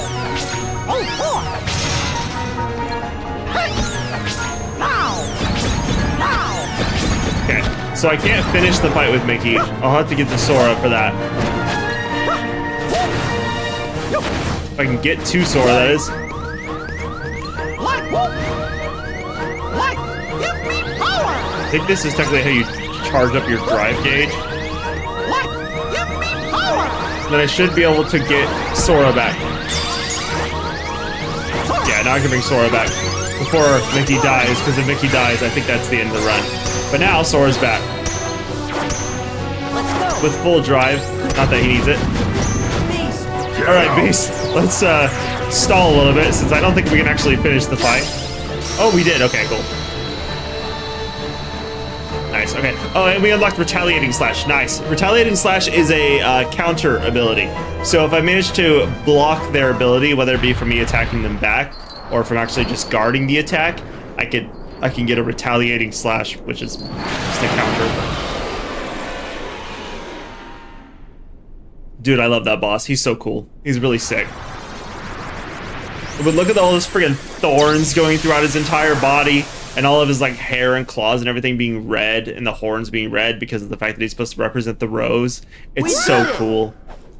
So you think. Zaldin! Farewell. Zaldin's so dope. We're gonna skip the rest of the scene. And oh, nice! I unlocked the cure finally. That's gonna be so helpful. In Act 2, because Kingdom Hearts 2 is the only one that had to do this really. Once you like pretty much beat the game, you have to go back through all of the worlds. Yup, looks like we're headed. Like we're headed back to Hollow Bastion now. This is our second visit to Hollow Bastion, but something changes upon the second visit to Hollow Bastion. And there's story beats throughout the entire game where you go back to previous places where you've been, and you get, during the second pass through, you actually are introduced to the organization members. Hollow Bastion is a special case, because in this case, what we're about to learn, and I'm going to skip the scene, what we're about to learn is that basically the Heartless tore apart Winnie the Pooh's book and ripped pages out, and so now there's pages missing from Winnie the Pooh's book, and that's what the second visit to Hollow Bastion is all about. So we'll enter this. and enter the book of Winnie the Pooh. Sora!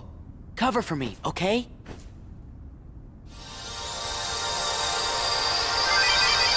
I'll let this part play out because it's kind of cool. There's a really sick way that he enters the book, and then he like shrinks kind of, and then he floats down onto the book, and you actually run around on the top of the book, which is really, really cool.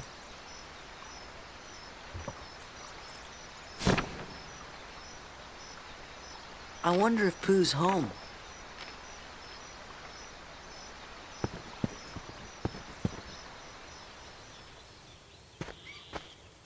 And Winnie the Pooh it's another world that you visit where it's like a pop-up book, and you visit each thing. We're gonna skip this scene, but basically Sora's trying to get Pooh to remember him. Oh. And then you get kicked out of the book.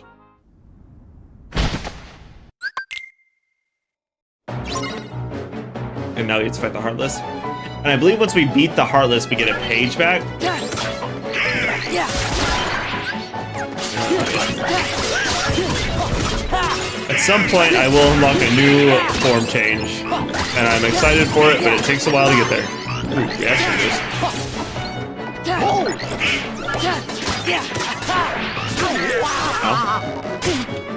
Was in the air, I couldn't get it. Get that, get the book back.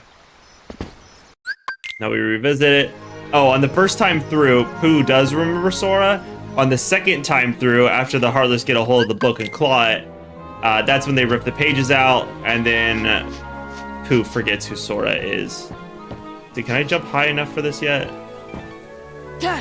No.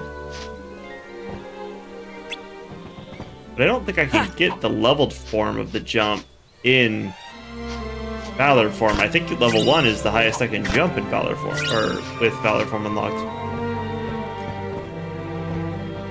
If there's a point later in the game where you unlock a second level to the high jump. But I don't remember being able to level up the high jump any higher. Unless there's like an extremely high jump, which I don't remember if there is. Okay, skip scene. Who doesn't remember Sora? Missing pages are missing. We need to recover the missing pages by searching through chests throughout the worlds. And we unlock the baseball charm, which allows me to do Chicken Little summons, which is cool. Sorry, I missed the start of the stream. I just finished your part 1 VOD. Oh, nice. Well, welcome to this. No, it's okay. I totally understand. It happens. But welcome. Thank you for joining us. I am making my way through... I'm making my way through all of these different worlds. Slowly but surely.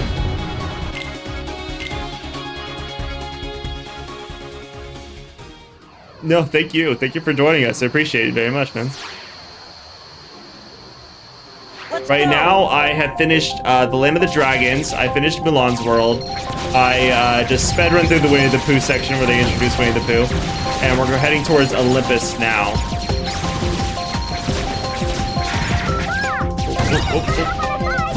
I'm gonna have beef, though, about your opinions on Gummy Ships. Honestly, I don't even really have an opinion on the Gummy Ship. I think High Wind's the best Gummy Ship, 100%.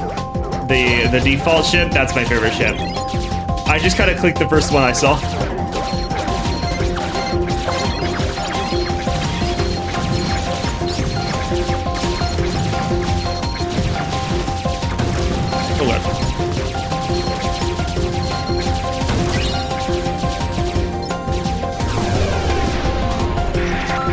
Yeah, the only thing I remember with this one is I think it's supposed to be higher attack values. Is that right? Or am I just completely misremembering that?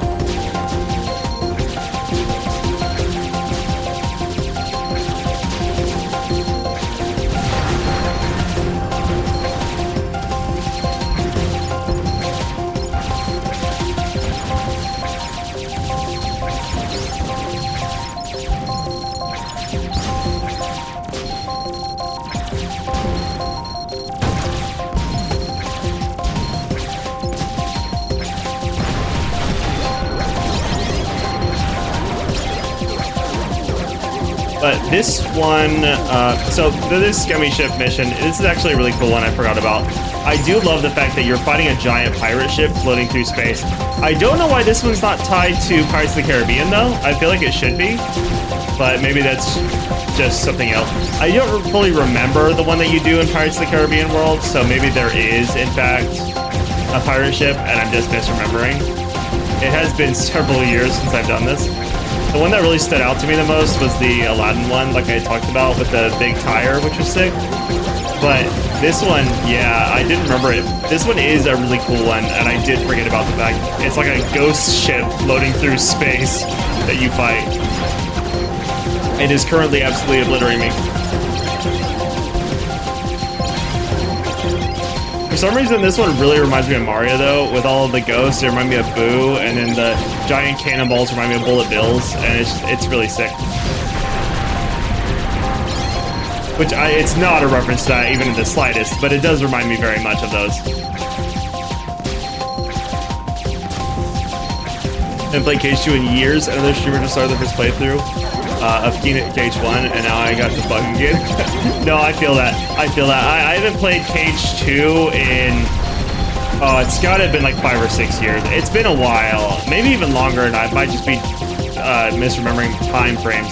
It's been a while, but I do love the KH series very much so. And honestly, the thing that made me start replaying KH is because an old friend of mine put some trash, some disrespect on my name because they were talking about I played through Sekiro recently, and they were saying, "Oh, I didn't know you were good at games. I didn't think you were good enough to play games like this." And I was like, "How dare you? I grew up playing Kingdom Hearts." They grew up playing Call of Duty, mind you. They were like, "I grew up playing Kingdom Hearts. I've been fighting harder bosses than this for my entire life, since I was like 6 years old, and you dare question my ability to play games?" Kingdom Hearts has some of the hardest bosses in all of history, and they dare disrespect it to be like, "Oh, Sekiro's so much harder." Like, Sekiro is difficult, but I don't know, KH is, it can be way more difficult, especially KH3 Azora on critical difficulty, or KH2 Cavern of Remembrance. I mean, like, come on now. Very reminiscent of Mario. Yes. There's definitely like a lot of visuals that are similar. Yeah, how dare he disrespect the greatest game of all time? He's someone who never played Kingdom Hearts, so he didn't understand. While he was playing Call of Duty Black Ops 2 on a multiplayer exclusively, not even the campaign, multiplayer exclusively, I was playing through KH2 and KH1. You know how many times I saw the Riku animation from KH1 on PS2 when you couldn't skip cutscenes? Way too many times. Like, it was an insane amount of times. It's a traumatic experience, but at the same time, one of the best experiences of my life. I will always love that Riku fight, and I will always twitch when he starts speaking in that cutscene. Thanks, But I started playing through this one again because I wanted to kind of show how much better KH2 is as a game and put some respect on its name. Because it doesn't get enough respect. I think I have to go up to Olympus first, don't I? Riku gives me nightmares. Yeah, it gave me nightmares too. I played through it so many times, and I kept failing over and over and over again, and seeing that cutscene of him basically just disrespecting Sora. It was such a good one, and that's I'm pretty sure that's the same one where he saw like, "There's no way you're taking Kairi's heart." I think that's literally the line that he says. That one. It's a great cutscene, but God, I saw it so many times that, yeah, it's like, it makes you twitch a little bit when you hear it, just because you've heard it so many times. But man, KH1 does have some great style to it, but KH2, I think, is where it's at. In my personal opinion, KH2 is where it's at. Oh. Stop barking. By the way, the Heartless dogs are so cool.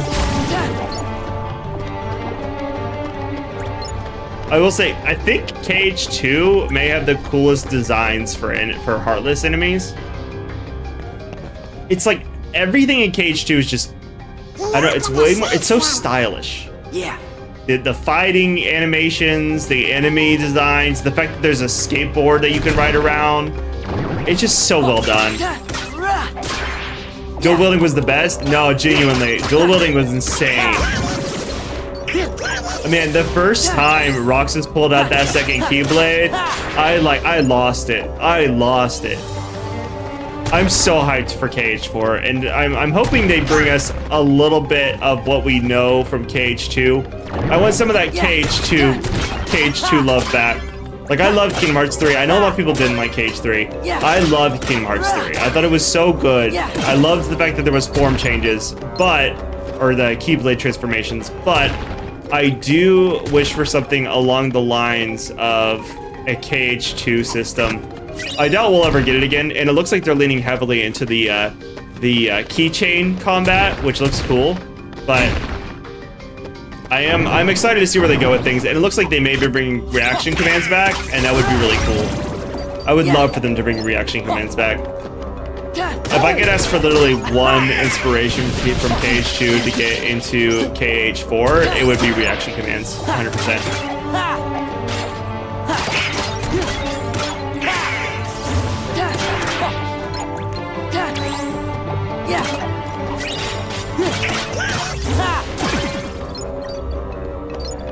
Because honestly, the coolest part about the reaction commands is it makes the Heartless that much more memorable. Like, they're already super memorable, but when you have certain things like the Samurai Heartless having this standoff ability, and then you have to click the right one to do a Zantazuken, is so cool. And then for the Knights, you have the Cyclone where you do a dash thing through the air towards them.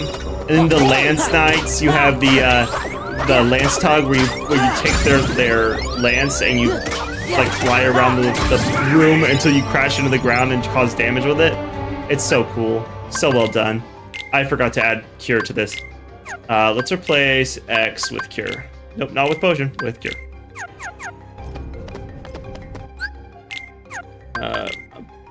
Stock? Oh, AP boost. Use that on Sora. Use that on Sora. What other things are at stock? Baseball, Charm. Eh. I'm probably never going to use that. Retaliating Slash. Am I ever going to remember to use this? I don't know. Using reaction commands by 50%. That's pretty good. I really should get the... Actually, I think I'm going to get the combo boost. I'm going to get the combo boost. You ever played KH3? Too much time passed, so I fell off? That's fair. That's fair. I had a problem. I had a problem the entire way up to KH3. I would not stop watching every little piece of information about it until the game came out. I've wasted my entire MPK doing that. I literally watched for 13 years every piece of information that was released about Kingdom Hearts 3, even if it was the smallest little update. It was honestly a big problem. So with KH4, I'm taking a different approach. I'm trying to not watch every little piece of information. I think KH3, if you do decide to get back to the Kingdom Hearts games, KH3 is definitely worth it. It's fun. We're still waiting on KH4 is coming out. Yeah, I am waiting on it. But I'm trying to not watch every piece of information about it, even though I still have seen way too much information about it.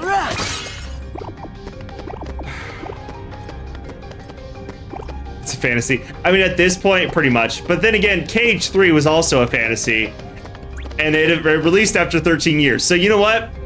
It may take some patience, but it'll release eventually. Run away! 100% went through a Riku phase and then stopped. Oh, do you have a PC? Do you have a PC? Because if you have a PC and you do play through KH3, one of the coolest parts is that there's a mod. There's a mod where you can play through the game as Riku. And there's a mod where you can play through the game as Sephiroth, and there's a mod where you can play through the game as Terra from Birth by Sleep, and Ventus, and Aqua, and Vanitas. There is a mod to play through the game as almost every single character that's appeared in a Kingdom Hearts game. Like, it's so cool. And there's a mod where you play as Goku. Not literally, it's Sora, but he has this ability where he goes in with fists and he starts beating up the enemies with his fists, and then you can finish with a Kamehameha, and it's so sick. More like conspiracy, just like Conformity Gate. No, we have seen the proof of KH4. Conformity Gate was just people being crazy. We'll skip that scene. I cannot do that right now, 100%. And I don't even think I can interact with it. But that is a boss fight. That's a boss fight that I cannot do. I cannot do it. At least not at my current level and everything. But it lets you fight. There. I believe. Oh man, what's his name? Is it Zexion? I think his name's Zexion. He was in Chain of Memories. He's the dude with the emo haircut in the book. And this is the book. I can see. Yeah, no, I can't interact with it yet. It's an unfamiliar book. The title is Absent Silhouettes. Okay, yeah, so I can't interact with it yet. Later on in the game, I will come back to this. Because you can fight bosses that don't actually appear in Kingdom Hearts 2. They only appeared in Chain of Memories, but they put them back in Kingdom Hearts 2 as optional bosses. Oh yes, that one guy with the emo haircut. Yes, exactly. Not like every single character in Kingdom Hearts. Jeez Louise. The one with the book and like the side suite. A whole lot of them. So, what are you gonna do about Hercules? He's made me. I will say, I do love that in Hades' world here, that they bring Auron from Final Fantasy X into this, because in Final Fantasy X, he was dead the whole time, and so it's so cool that they kept that theme. They were like, who's a character who's already dead that we can use for Hades' story? And they were like, we can bring Auron back, and that's so sick. I will say the one thing Kingdom Hearts is very, very, very good at, besides all the other things that they're also very good at, because there's more than one thing that they're good at, but they're very good at making the Final Fantasy characters' stories play perfectly into the story of Kingdom Hearts.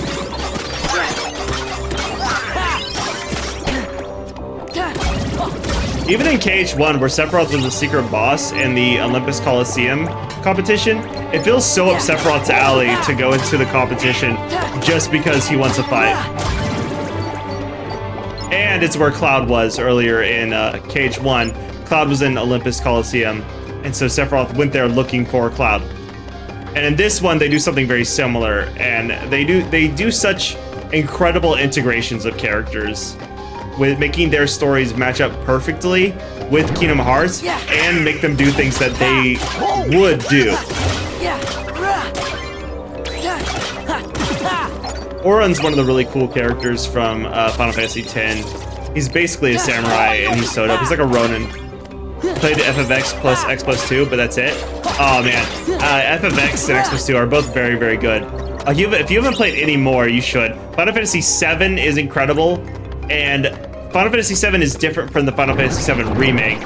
Also, play the remake if you ever get the opportunity. Final Fantasy VIII is good. I wouldn't say it is a necessary playthrough, in my personal opinion. I don't think Final Fantasy VIII is that good. Like, it's good, but I don't think it's that good. Final Fantasy VIII is the one where Leon comes into play. Final Fantasy VII is Cloud and Sephiroth.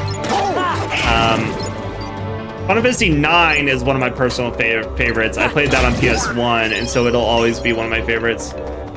Mostly due to nostalgia, but I do love Final Fantasy IX.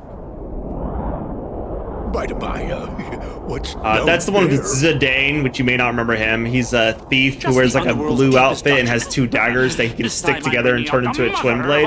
It's sick. Final Fantasy 15, beautiful, beautiful game. I love Final Fantasy 15. A lot of people don't. I love it. I thought it was great. Final Fantasy 16, also great. Plays more like Devil May Cry, so if you don't like Devil May Cry, you probably won't like Final Fantasy 16. Well, maybe I should go. 11's an MMO, 14's an MMO. You probably know that. 13 is one that most people don't like. I thought it was fun. I don't think it was as good as the rest, but it's still good. It was still good in my opinion. 13 is probably one that you may not like. And then 12 plays like an MMO, and I never played 12 just because I couldn't convince myself that the combat was worth it. And this is Orin from Final Fantasy X. He's sick. He's a Ronin. Let's cut to the chase. He's designed Here's to look the like a deal Ronin. I'm He's gonna not offer actually a you. Ronin. I let you out of the slammer. No strings. You'll be free as a bird. I'm gonna give him silence just because he kills me. He's awesome. And all for one little job. Fight Hercules in the Colosseum to the death.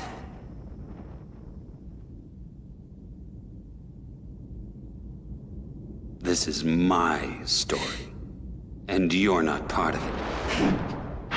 Dude looks the god of death in the face and says it's his story. Talking to? I am the Lord of the Dead. We're just farming. No wonder no one wants to die. You are fire! He's so sick, dude. Hades! Just rage baiting the god of death is crazy. Which one has the bunny girl asking for a friend? I think that's 12. Pretty sure that's 12. The MMO one. Sorry, not the MMO. The story one that plays like an MMO. And then 14, I think you can also play as that race. That's it. Is that all you got? Right, I can't fight him in fire form. Something's wrong. I feel kind of funny. That's right. See, that's the thing. In the underworld, heroes are zeros. Comes with the territory.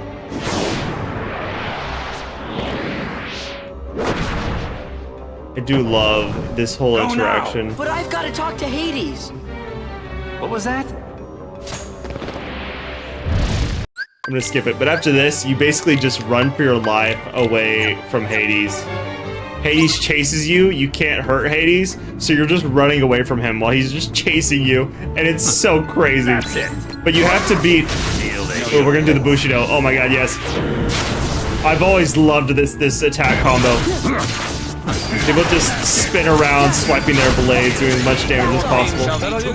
And then they throw their blades together, clash them, spin them, and make a tornado that slashes with blade slashes. It's so cool. Yeah. The choreography in this game is uncanny. It's ridiculous. I love it. Okay, now we run because we still can't actually hurt Hades. So this whole time you're trying to avoid the god of death throwing fireballs at you and spinning with waves of fire. Meanwhile, you have to beat the Heartless. It's so cool. Literally escaping the underworld so the god of death doesn't kill you. Oh right, I don't have any fire. Is that all you got? No. Don't walk up to the boss. Is that all you got? Oh, okay. Take that. Thank you. I needed that. That's it. Is that all you I forgot got? how to swap my targets.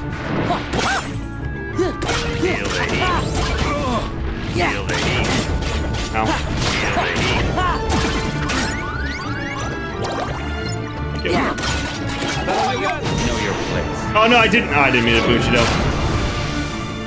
Pretty sure the worst part of it is that this is the last enemy over here. That's it. Your pain shall be twofold. Dang it. Unfortunate. What a waste of all my MP.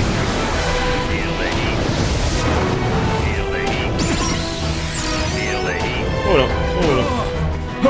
Oh, sorry for the... He got hit by a stray. I'm so sorry, Orin. You didn't deserve that, man. Hey, the freaking Hades threw a fireball at me. I moved out of the way and it hit Orin in the background. Poor guy. Oh, you could knock it back? Wait a second. I didn't realize you could knock the fireball back at him. That's crazy. You can use the projectile as a weapon. That's it. Is that all you got? Is that all you got? I do love the dash ability. Sweeping, I think it's sweeping strike. It's so nice. I love just the way he spins his Keyblade and then dashes towards the enemy. Oh no, not the boss. Not the boss of death. Not the boss of death. Oh my god, okay, okay. I'm wasting a cure. That's it. I don't remember a lot of these fights. I have vague memories of these fights, but a lot of them stand out just due to the fact that they were very important to me growing up, and so a lot of the memories are stuck in my head. I've played KH2 like 3 or 4 times throughout my life, and so that's where a lot of the memory comes from. This is it. I've gotten a lot better at them too. Ow, ow, ow, ow. I will say, I do think playing games such as Sekiro has made me better at Kingdom Hearts. My reaction time has gotten a little bit better. Let's exit. Okay, now we escape. The God of Death. Let's just go. I think he also teleports up to us soon now. I just remember certain parts dashing around in my white form thing. Oh, you remember really Final good. Form. Yeah, Final Form's Are you dope. some kind of That's hero? not till like the very end of the game though. That takes a while. No, I'm no hero. I think you literally have to I'm be in the just an- final world to unlock the final form. So yeah, you remember the end of the game. I will say final form is definitely the most recognizable though. Whoa. That's the one where you get to float around 2 Keyblades. My name. I'm Sora. They introduce themselves. Okay, we're gonna save again. Now we're making our way out of the cave. And we'll come across certain fights on the way out. I was like the element Master Form. Yeah, Master Form's dope too. I did love Master Form a lot. We can pick up Falling Star. We can pick up Comet Staff. Get my teammates some new items.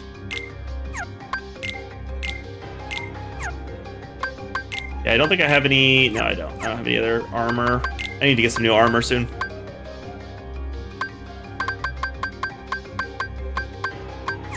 But yeah, Master Form is really dope too. Master Form is a fusion of magic being powerful and melee being powerful, but magic is the more powerful for it. So there's Valor Form, which puts heavy emphasis on your melee combat. There's Wisdom Form, which puts heavy emphasis on your magic. That's the one, the blue form where you slide around and shoot. There's Limit Form, which replicates the moveset from page 1 and puts heavy emphasis on who Sora used to be. It's very good for dodging and doing some pretty high damage output. Then there's Master Form, which is a fusion of magic and attack, magic and melee. Then there's Final Form, which is the best form in the game, which lets you fly around and is literally the best form you could possibly have. Magic is broken, your melee is broken, and all of it is just insanely good. And then there's the form that you don't get to choose. It is based on an arbitrary counter that you do not get to see that happens in the background. That is the anti-form, which is where you go into a heartless form where you dash around floating through the air using your claws to attack. And that form is one of the cool ones that is insanely fun to use, but you can't heal or anything in that mode, and so you're basically screwed. You don't remember that one? The anti-form? I'm sure you'll see it at some point through this run. Basically, you turn into a Heartless, and you start throwing hands. It's so sick, because it's literally, the whole point of the form is letting Sora release the darkness from his heart in the form of desperation. And basically, it only happens when you get close to death, kind of a thing. So like the whole point of it is that you're using so much light that the darkness takes over and his anger controls him, so he goes into a rage form, which in this form it's called, in this game it's called anti-form. They have an upgraded version of it, or downgraded, depending on how you feel about it. In Kingdom Hearts 3, where they literally call it rage form, and you get a Keyblade while using that form. I and most people prefer the anti-form from KH2 because you get to throw hands and it's very much more aggressive and wild, less controlled, whereas rage form is more controlled. Back off!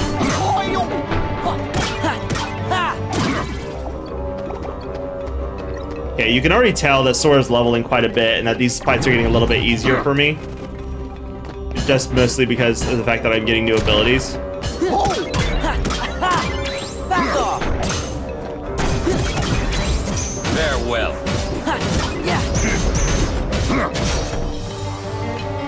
Take this. Yeah. Back off. That's the counter. Oh. Crap, I tried to dodge roll around him. I cannot dodge roll around him yet.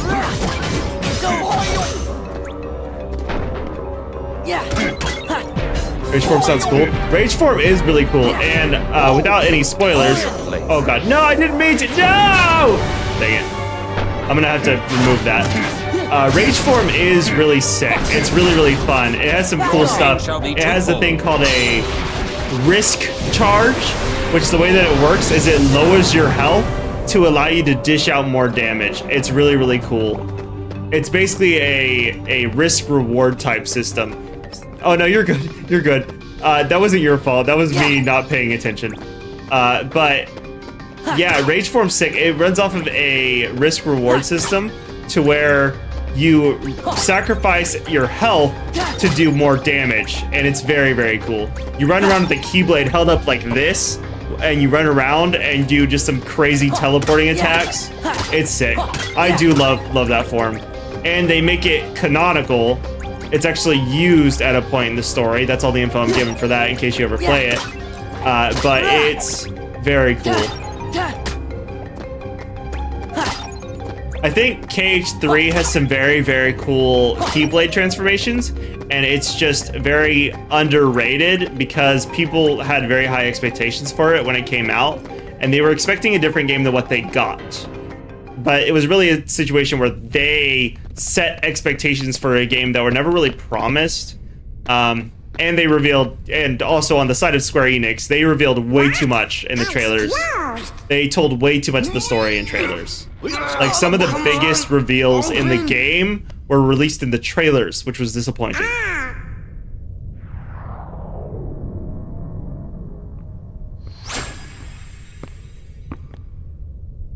Will that open it? Yeah, I think so. So the funny thing about this lock right here is basically Hades tricks Sora into doing his bidding. I mean, as long as it's not a card game, truly, like, Chain of Memories, I have such mixed feelings about it. The card systems is not my favorite, but the combos you could do with the cards were really cool. Like, there was this one where you had, like, the fireball spell and, like, 2 melee combos, and you would, or 2 keyblades, and you could do a fire tornado thing where you floated around with 3 tornadoes swarming you and just, like, absolutely obliterate enemies. That was cool, but the payoff is just, versus, that combat versus this combat is just not for me. Farewell. Like, there's cool concepts, sure, but it's not like insanely good in comparison to the other things that they've done throughout the series.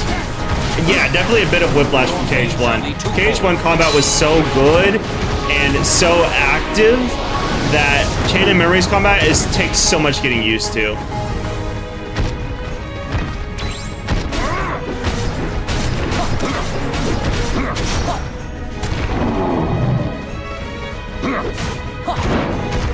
Okay, there is one thing I remember about this fight. I believe, maybe it's not this boss. I was pretty sure you could jump up onto the back. Maybe that's KH1. That might be KH1, Sora. You could jump up onto the Cerberus's back and do a bunch of damage there.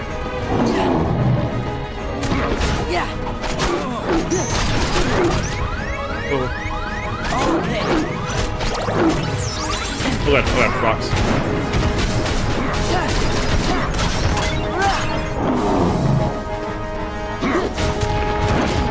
Ow. Yeah, I've seen that move.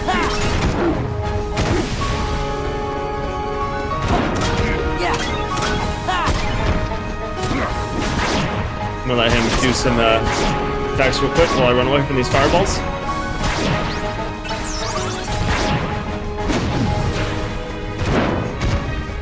This is how it ends.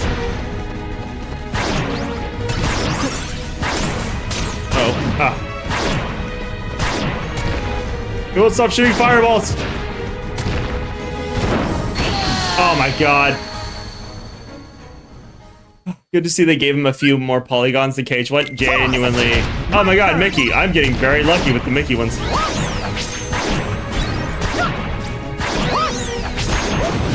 Oh my god.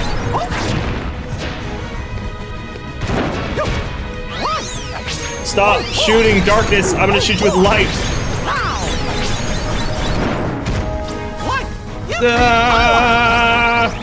Come on.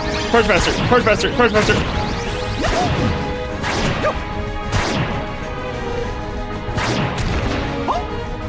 I have to run away from this. Charge faster. Come on. Ow, come on. You can't finish the fight unless you're Sora.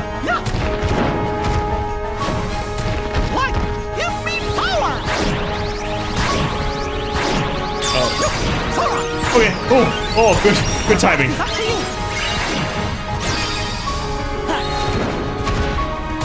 Let's go. Nice. Farewell. Yeah.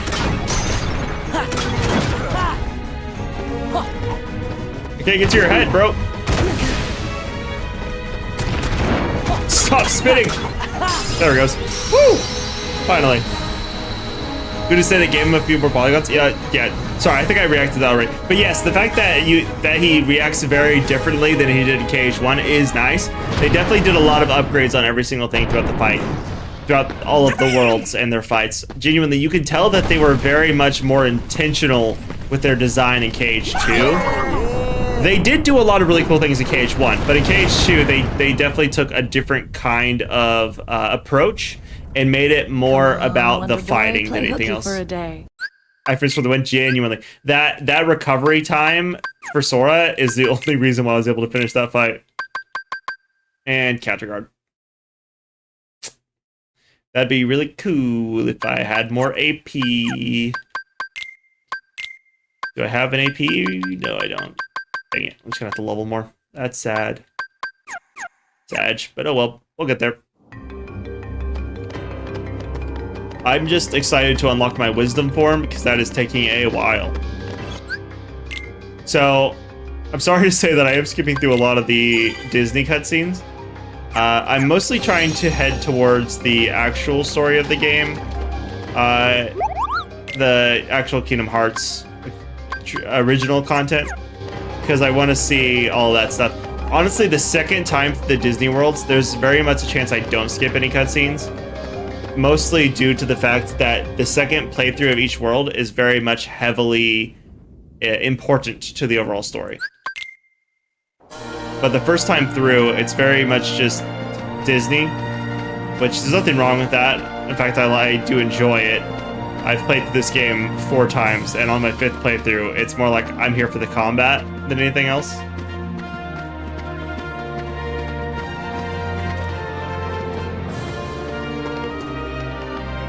I thought there was a chest out here. Maybe that's just KH1. And then Hercules is all sad and stuff because he messed up. I think right Sora! here. Donald! No, Goofy! that's When'd you get here? the second playthrough, so I can skip this.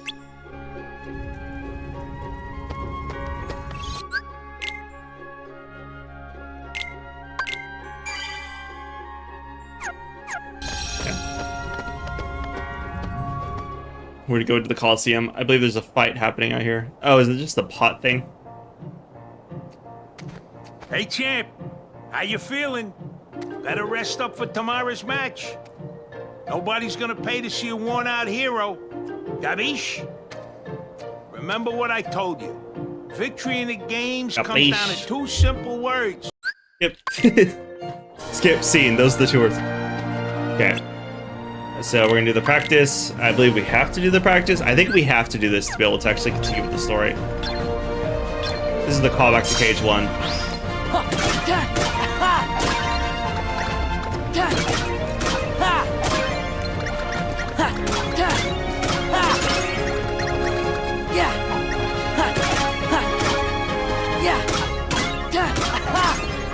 Does fire work?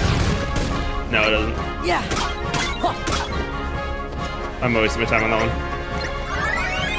Oh, I just had to collect the orbs. I didn't realize I had to just collect the orbs. I thought I had to kill 20 pots.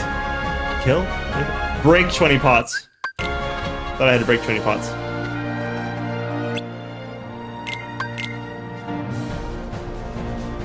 Shouldn't be too bad.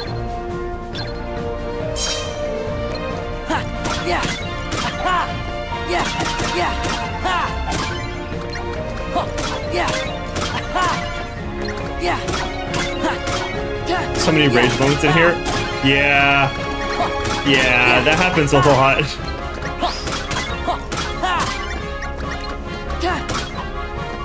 I'll say I do that quite a bit.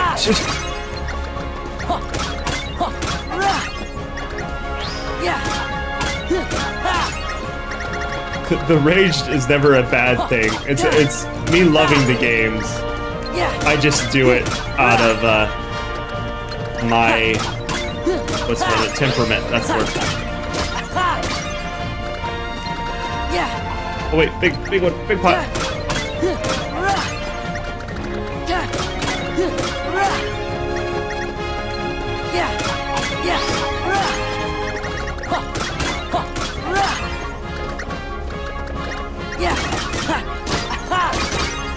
Or are you referring to being here? Oh, you had a gamer rage through here, playing through Cage 1. Oh, yes, same. Especially because I did all of the cups. I'm sure you probably did too. I did all of the cups. I believe it's like Hercules, Pegasus, Hades, the Sephiroth one, and then there was another one. But yeah, I had the same. Oh, the Phil Cup as well. I had that same rage going through all of these. So I totally get you, man. Oh, what's up, Abels? How you doing? How you doing? Good to see you. We're making some pretty good progress through these. It does help that I'm skipping through cutscenes. If I didn't skip through cutscenes, we'd probably still be in Beast Castle right now. And probably would have only finished one world. But I'm trying to make more progress than that. Do you have anything to tell me here? Oh yeah, I'm looking for Megara. So Meg got kidnapped. Adult napped? Napped. Meg got napped. So now we're heading to the underworld to rescue her from Hades. Actually, I don't think it's quite from Hades. I think we're rescuing her from oh, what's his name? What's his name? Disney villain makes Goofy mad. What's starts the P. What's the P? How have I already forgotten his name? How have I forgotten his name? One sec. Yeah, Pete. That's it. I knew what he looked like. I don't know why I couldn't think of his name until I saw his face. Pete. Yes, exactly. Pete kidnapped Meg, and that's who we're going to find now. Aerial dive unleashes powerful aerial attack on distant targets. Yes, that's what we want. That's what we want. So we can go wham and then go towards enemies. Okay. Did I just save? Did I save? Did I save? I don't remember saving. I'm gonna say I saved, but I'm gonna save it again anyways. Save a save. I'm gonna save, but not myself. Sometimes I say things and I apologize for them, but I will never change. That is an unfortunate part of who I am. Okay, so now we're headed off to this area. Before, you probably, I don't know whether or not you noticed it, but there was a blue flame blocking this path. That flame is removed, and now we can head this direction. So, Hercules has been stuck here to fight this Hydra, and meanwhile, while he's doing that, we're off to save Meg.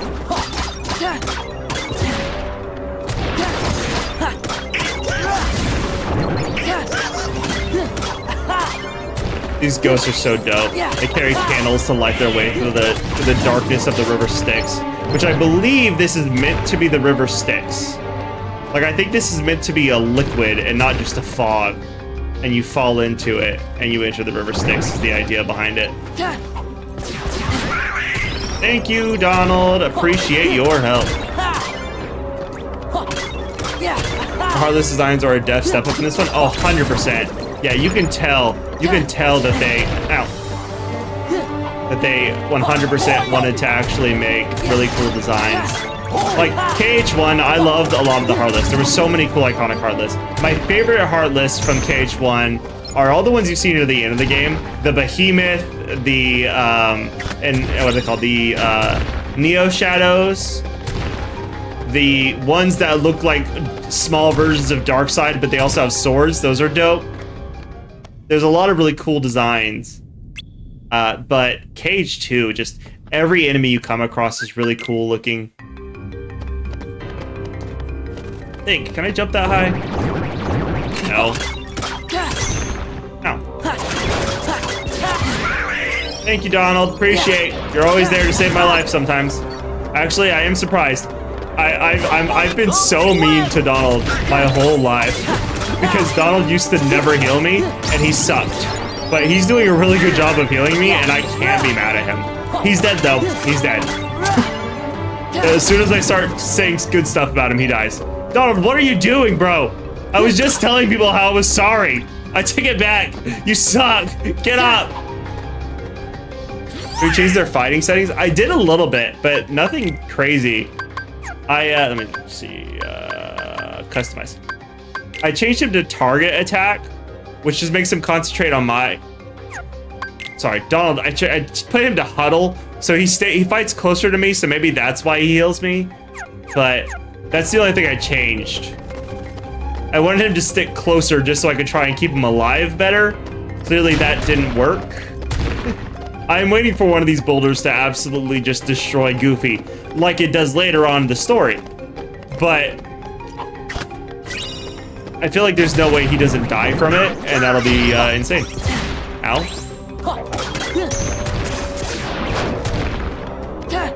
God, I can't wait till I get my dodge abilities and dash abilities. It's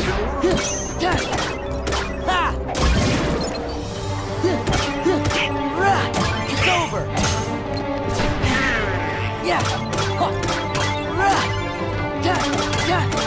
God, I do love that air jump ability. That ability is so nice.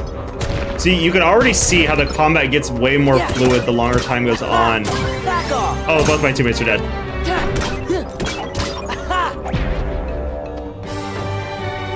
Come on. Slap your stomach. It's over. Counter. It's over. Ooh, that's how we go. Give me that healing orb. Give me that healing orb. I will be happy to get Lucky Draw. Lucky Draw pulls orbs towards you. It's very nice. Donald always dead. Donald is always dead. He really can't help himself. It's like he likes to be dead. And I'm starting to be convinced that he does like to be dead.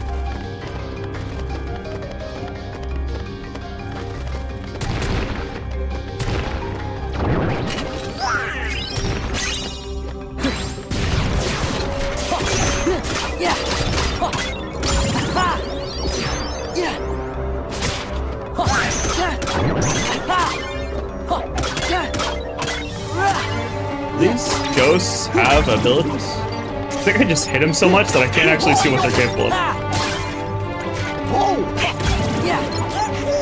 Come on, give me a cyclone. Come on, give me a cyclone. Give me a cyclone. Come on.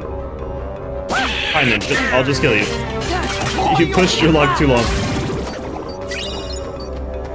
Donald, you're dead again, bro?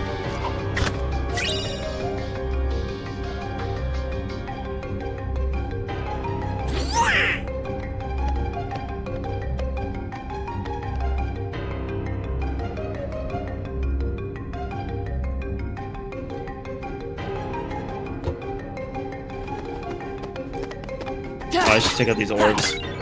If you take out these weird little wisp things, they drop MP orbs that help you refill your MP. That's one of the nice things about the Underworld, is there's constantly, because they took away your drive form, they always want you to be full on your magic, so they have these orbs floating around everywhere. I still always pick Donald over Goofy though. That's fair. That's fair. Goofy's great. He has some really cool abilities. But honestly, having Donald's ability to heal you is very, very nice. And his magic does very well against distant enemies and enemies that are resistant to physical and weak to magic attacks. So having Donald around is always nice because sometimes you just forget to use your magic, and so that kind of helps a lot. Ooh, another AP boost, nice. Let's go ahead and rock that. See if we can unlock a new ability.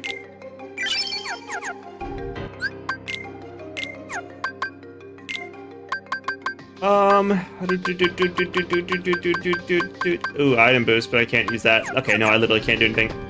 Alright, let's go for this guy. I still only have Valor. Oh, I should heal up. While I'm not in a fight, I can finally use, for the first time ever, in my entire history of Kingdom Hearts, never have I ever used a tent. I am going to use a tent. Aw, it doesn't do anything. In Final Fantasy, that's where they introduced tents. Usually there's like an animation when you use the tent item, and they lay down in a tent for a little bit. It's really cool. It's a very short animation, and it heals you up to full and everything. So that's really cool. And I thought they would do something like that, but I guess not. It makes sense. They probably wouldn't have an animation like that for Kingdom Hearts, but that is one of my favorite parts about Final Fantasy games. They always have those little animations. All right, we're gonna let this one play out because this is actually an important scene. Oh, you! Wait a sec. Roxas? Excuse me? Roxas? Oh, it's no use. Huh? What are you talking about? Let's see here. If the subject fails to respond, use aggression to liberate his true disposition. So what that is basically he's trying to get Roxas's heart to speak through Sora because they want to use Roxas to take over Sora's body so that the organization can use it. Right. And because he the wrong guy for this one. Because he couldn't use the word Roxas to make Roxas speak, he's going to mock him instead. You're bizarre. Oh, he's gotta be the thief. Now that's just plain rude. Dude, I love Dimmick. He's great. And it turns into a sitar. Yeah, he's a musician, so he fights you with music. Dance, water, dance. And Dance, Water, Dance. Not enough in the budget for that? Probably not. Or they just don't want to. So you think it's not fair that Dragon Quest characters are not in Kingdom Hearts with Final Fantasy? That would be sick. I would love if they did put Dragon Quest characters in because they are a strong enough staple of Square Enix's history that it would make sense for Dragon Quest characters to be in here. Maybe in KH4 they will. I'm hoping that with KH4, since it's not typical Kingdom Hearts and it's an alternate world, that it gives them the opportunity to introduce more character types. Like the theories right now are about Star Wars. That would be super sick if they put Star Wars in it.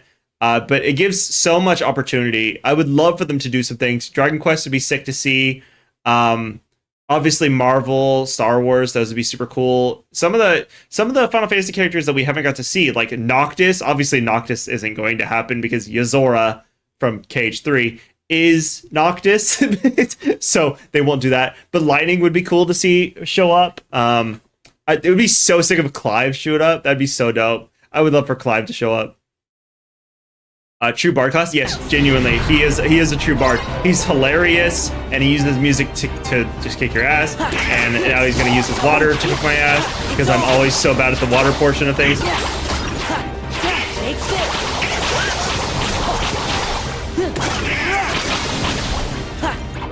Okay.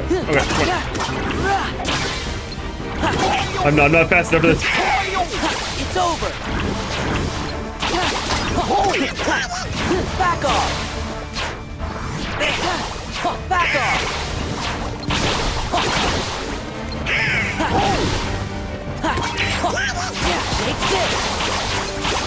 Sorry, I have to kind of focus in on this, because if I even stall for a second, I may mess this up. It's over. Take this. Okay, that one's out. Now we fight actual Dimmicks. Bad, Roxas. Do we not actually? I thought we had a Dimmicks fight here. Okay, maybe it's just in Hollow Bastion. Marvel was already in Kingdom Hearts 3 with Big Hero 6. That's true. Come back to us. But I think they consider Big Hero 6 to be more of a Disney film at this point and less of a Marvel thing, even though it is traditionally a Marvel thing.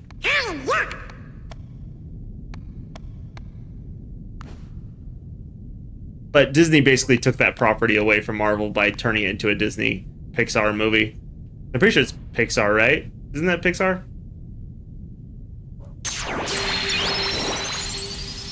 Nice. And then I think I can do my drive forms again, I'm pretty sure. It absorbed into his body. Let's go. Meg needs our help.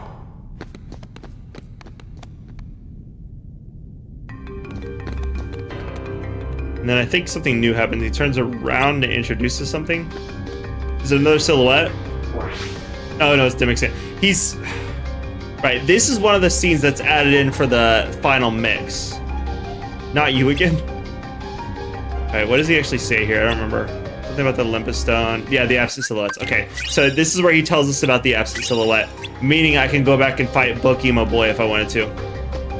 I think it was just waiting for me to unlock my drive gauge. No idea. From what I remember, I believe everything that was in... Well, I guess not, because Frozen, I don't believe is Pixar. Rapunzel, I don't think is Pixar. I think it's just Disney Animation. But I know for everything in Kingdom Hearts 3, they were in close communications with Pixar Animations to be able to make the characters move and look as accurate as possible in KH3. So if you look at like Toy Story, which is an original Pixar thing, the characters look almost identical to how they looked in the Toy Story movies, and that's because they were in close communication with the Pixar animators, and so they got like one-to-one communication with the team behind all of the beautiful animations. I know Frozen was added very last minute. Yeah, Frozen was very last minute. It was way later. Honestly, I have mixed feelings about Frozen. Frozen was cool, but get it? Cool. But I just didn't enjoy the Let It Go cutscene. If I'm being so real, I did not enjoy the Let It Go cutscene. It went on for too long. I get it, they had to do it. It was Frozen. Disney wanted to represent their thing, but yeah, I couldn't handle the Let It Go cutscene. It was not it for me, man. I really like that Spyro reboot spinoff series when they rebranded the franchise called Legend of Spyro the same year Kingdom Hearts 2 came out. I did play that on PS2. I loved it. I thought it was so fun.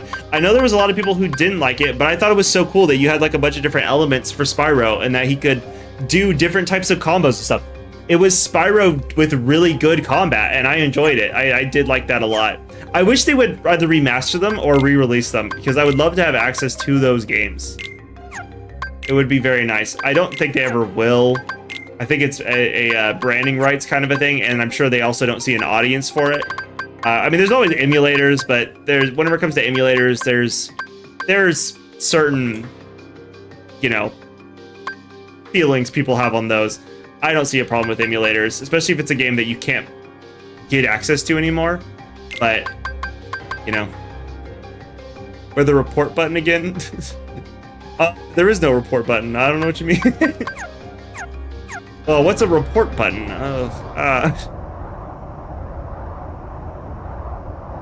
Okay, so this seal right here, I believe Pete sealed Meg into it. This seal was made by Zeus. They tell you this later on. This seal was made by Zeus to lock in an illegal underworld arena away. So this seal is sealing away an illegal underworld arena led by Hades because it competed with the Olympus Coliseum, and they had certain rules that were not okay to Zeus. And so Hades tricks you into unlocking this so he can have his Coliseum back. Mans went far to get his Coliseum back. I wonder if Legend of Spyro was an attempt to revitalize the series to have more RPG elements after the success of the original Kingdom Hearts in the West. It is quite possible. It is quite possible. I know they definitely wanted to revamp it to make it for a more modern audience. And I do think around that time, around PS2 era, is when we were getting into our edgy stage of time, where we had all kinds of crazy things. Like Dante became super big during that time. Devil May Cry became super big during that time. We had Kingdom Hearts. We had, of course, the Spyro revamp. God of War took off on the PS2. It was around the time that everything started getting super edgy. Crash got super edgy. And yeah, it was probably their way to make it, they were hoping that it would revitalize the franchise.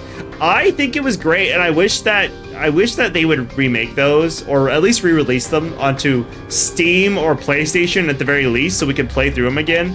But I don't know if they're ever gonna do it. That's crazy. Yeah. There's a lot of crazy stuff that happens in just everything. But there's some cool stuff that I do wish they would bring back. He's just staying there waiting. Nah, that's what I call a key. Gee, thanks for your help. Now have a nice day. I don't even know what's actually wrong with the Underworld Coliseum, because you get to play through it. You know, in KH1 you had the Olympus Coliseum, and this one you have the Underworld Coliseum. Can't fight in the underworld. And there's nothing really too bad about it. I think the point is supposed to be like anything goes, but like it really didn't do anything crazy. Ratchet and Clank gets edgier names. They really did get edgier names. Hot take: Courtney Gears was hot. I was not a Ratchet and Clank guy. I was a Spyro guy and a Kingdom Hearts guy, so I really didn't actually get to see it, unfortunately. Ratchet and Clank series, I didn't get to play too much of them. I did get to play through... What did I get to play through? I did Kingdom Hearts. I never did Sly Cooper. I did... What did I do? What did I play?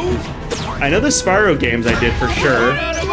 I didn't get to play God of War growing up because I was a small child when those games were first popular. I did get the series again though later on when they re-released them on PS3. They released the whole collection on PS3, and I did get it then. Hey, can you like get out there? Hey, can you like get out? Thank you. Back off. Can you have this orb? Like, I can't do anything until Hercules shows up, so can you like... Back off. Hey, can you not like hit her, please? That would be great. I know this is crazy, it makes me a hero, but I don't believe that abusing women's okay. I know, crazy take. Jak and Daxter, yes, I did play Jak and Daxter. Sorry, I'll respond to the other one in a second. Jak and Daxter, that was my series. I don't know why I couldn't think about it. I did play a lot of Jak and Daxter growing up. Actually, not too long ago, we replayed the first game. I played a ton of Daxter on the PSP as well. Oh, thank you, Donald. Appreciate it.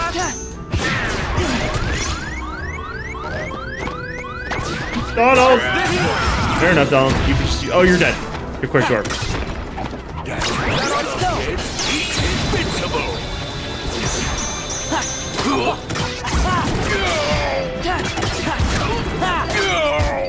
Yeah.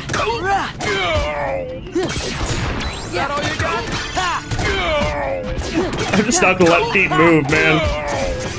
Sorry to feel bad for him. Yeah, let's wild guard this thing. Get out of my way! Oh, hey, bad time for your shield to go down, bro. Pinball. Let's go. That's such a great move, man. Walk onto the right target. Roll him again. Damn. There we go. Okay. Legend of Spyro felt so much more different than the standard 3D platformer because unlike the other series, the story was deep and complex like Kingdom Hearts. No, genuinely, that was what I liked about it. I liked that there was an actual story to it. They kind of gave more lore on the dragons and everything. I did love the platformers on the PS1. I was a big fan. I loved Ripto's Rage was my favorite one. That was the one we had that I played the most. I loved how there was like certain secret stuff where you could like break through walls and things like that. But yeah, the Legend of Spyro series was so good. I only got to play the first one, sadly enough. I only got to play the first one. I didn't get to play any more after that. But I loved how the first one was so complex, and I loved the combat. The combat was so fun, and I wish I had more time in the limelight. I think there was like 3 games made for it. I do wish it had more time, and I wish they would bring it back. But they killed off Spyro for a while there when they made Skylanders. Skylanders was cool, but they quickly made it no longer about Spyro at all. It started being about just 100% selling the toys. Yeah, Jak and Daxter was my thing. Jak and Daxter, Kingdom Hearts, those are my big ones. Yu-Gi-Oh! Duelist of the Roses and Digimon World ate up a lot of my free time. That's awesome. I didn't get to play any of those. I played a lot of games growing up. Halo, which was Xbox, but Halo I played a lot of. Kingdom Hearts, a lot of Kingdom Hearts. I didn't get to play a lot of anime stuff. Back then, I wasn't too into anime yet. I got into that later in life. Though I did actually watch Yu-Gi-Oh! On, it was either WB or 4Kids. But I did watch a lot of Yu-Gi-Oh! Growing up. I just never got played any of the games or anything. And then, Digimon I never had the opportunity to watch, unfortunately. Do you still have your Christmas tree up? Yes! Now, before you judge me, I just haven't had time to take it down. It's not a choice. It's not a choice. It's a time management skill, and I don't have it yet.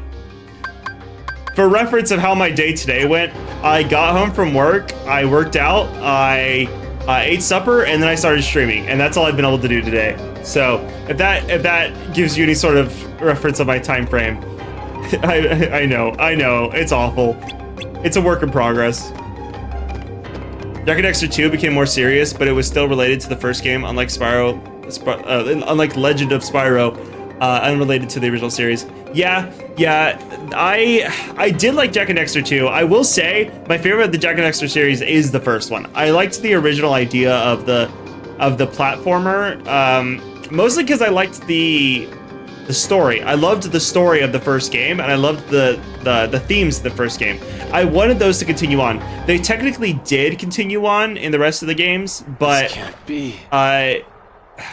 That was again around the time that everything started becoming edgier. Jak became more edgy. He unlocked his dark mode and then eventually his light mode. But you got that sick hoverboard section, which was so cool, where you got to skateboard. That was so dope. I did love that. There was some cool stuff. They basically turned it into Grand Theft Auto, which was very well done for a Jak and Daxter series, especially. But I will always hold the first game on a higher standard, just because of the fact that I loved it. I loved the whole entire vibe of the first game so much. Ah, come on, champ. I didn't train you to Like the think Mad like Max that. style one. That's Jak 3. Jak 3. Wonder Boy. Yeah, that one was good too. Feels That one was really right. good This too. is I no liked time that to you beat could drive around yourself up. cars and like upgrade your cars, and the armor was sick too. Some hero. The armor was sick. The light mode was introduced. That one was really cool. The bosses were really cool. The third game probably had the best overall combat and everything. It's one of those situations where, like, you know how Kingdom Hearts 2 is factually like a more fluid game than KH1, but people still love KH1 for the vibe of it. That's how I feel about the Jak and Daxter series.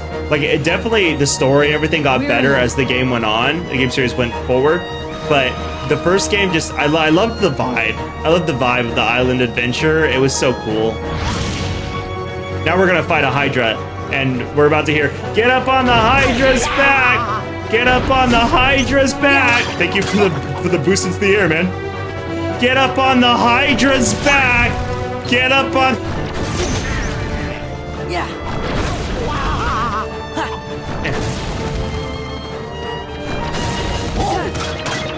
Fun fact about this fight, in the original Japanese version on the PS2, there was a different effect that when you hit them, green blood came out. And then they changed it for the American release because American kids couldn't possibly see blood, even if it was green. That's so awful. The American children can never stand something as violent as green ooze coming out of a giant lizard. Is this to get up on the Hydra's back? No, it's not. This is to cut the head off. Green blood. Yeah, genuinely. Hey, Sora! There it is.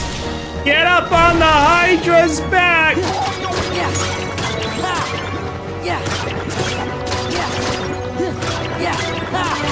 Jak and Daxter, pause. Jak and Daxter 4 returned to the feel of the first game, but brought back the driving and guns from the third game. I never got to play the fourth one. The fourth one, I know, that's the Lost Frontiers, right? Right? I believe so. I never got to play that one, unfortunately. I really wanted to play that one, but I never had the opportunity. Whenever it got released, I didn't have a PlayStation 2. I think it was PlayStation 2. I didn't have a PlayStation 2 anymore. Get up on the Hydra's back! Get up on the Hydra's back! This is a Urninator. I thought it said urinator. I was like, what? What kind of reaction command is that? The urinator. Urinate all over the Hydra. Get up on the Hydra's back! Get up on the Hydra's back! I love it. It looks so good.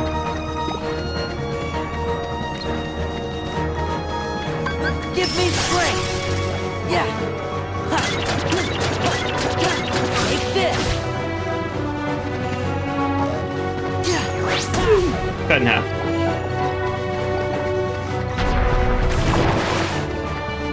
Yeah.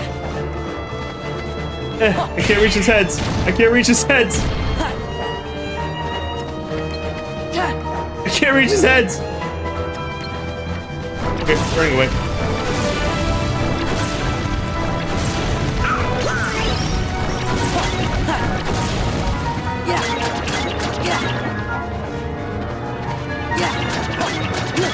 For reference, when I was a child, I didn't understand what I was supposed to do, and I'm sure most people had this similar thing. I didn't quite understand what I was supposed to do when he yelled, "Get up on the Hydra's back." It was pretty obvious, but at the time I didn't realize. So I would just hear him yell, "Get up on the Hydra's back!" on a loop. And so that's a noise that has been stuck in my head forever. Get up on the Hydra's back!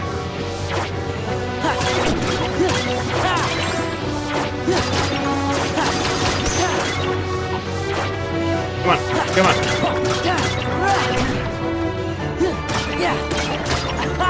I landed on the back of his neck. Crazy enough.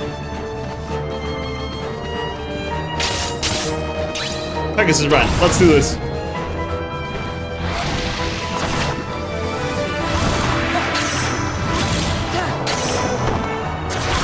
I love this part. You run on the back of the Pegasus and slap each of the heads.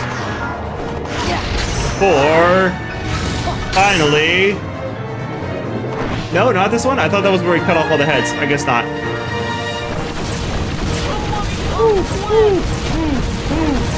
Stop! Stop it! Stop it! Stop! Okay.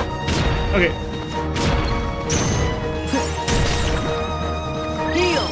Oh, I gotta catch him. Time to cut off all the heads. Swing! So dope. I love this fight. It's so good. Get up on the Hydra's back! It's so good. I still remember being so confused playing this game because I didn't have a DS. That's how I felt too. I didn't have a DS either at the time, so I didn't get to play Chain of Memories.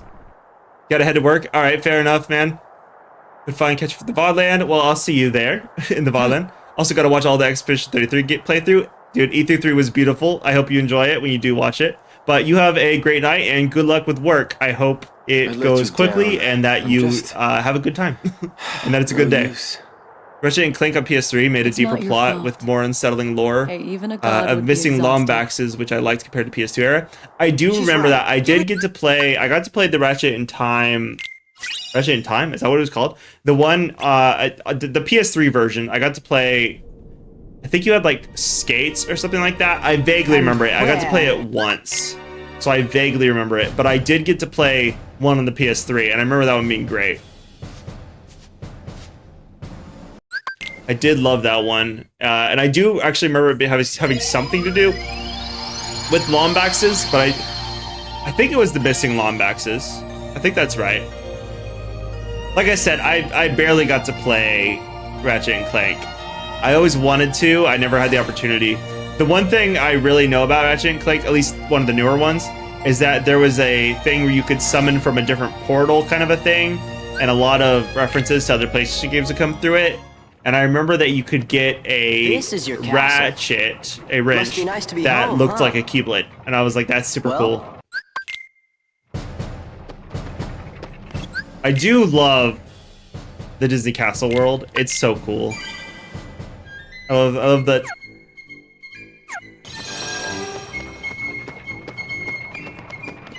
That's the MIC. M-I-C-K-E-Y-M-O-U-S-E. That song. And then eventually you get to go to the timeless, what is it called? The timeless land or something like that. The portal to the past. It's also sick. I'm looking forward to that. Keep. And then these enemies are sick. I love the little bombs. They're so cool.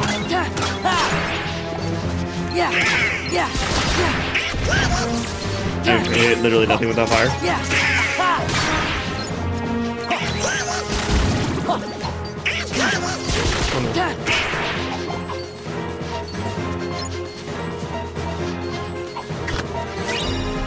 Honestly, what I should do at some point is just go back through and play all the PS2 games I missed out on. Or at least all the PlayStation games I got to miss out on. I know there's emulators on the PC you can use to run through a lot of them.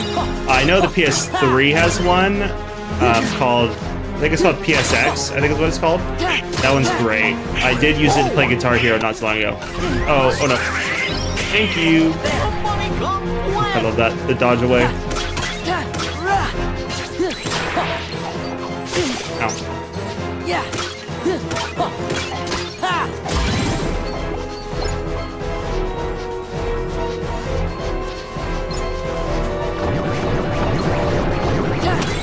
Remember when Paper Mario became dark with the second and third game during the 2000s? It looks so serious for kids games compared to the modern ones. I have a little bit of memory of it. My friend had a GameCube and I would play it over at his house, but I only got to play a little bit of Paper Mario. He was always the Paper Mario guy. I do remember I know about the really cool Easter egg where there's a Final Fantasy reference where the boss literally turns 3D and they have a 3D fight, and that one I've seen. That one's really cool. But overall, I've only seen a little bit of Paper Mario. I know, I'm sorry. There's a lot of games that I really did miss out on growing up. I was playing a lot of Final Fantasy and stuff like that growing up. Like, I played most Final Fantasy games. Actually, if you name a Final Fantasy game, I've probably played it. Not all of them, but a ton of them. Nothing before 7, though. 7 was not my first one. 9 was my first one. The 7 was one I played later on. 7's the earliest I go back in my history of Final Fantasy so far. I do need to play, I think it's Final Fantasy 3, the one that introduces Kefka. That's the clown boss. He's supposed to be iconic. So at some point I need to play through that. I just haven't had the opportunity yet. I guess before I fight these guys, I should open the chest.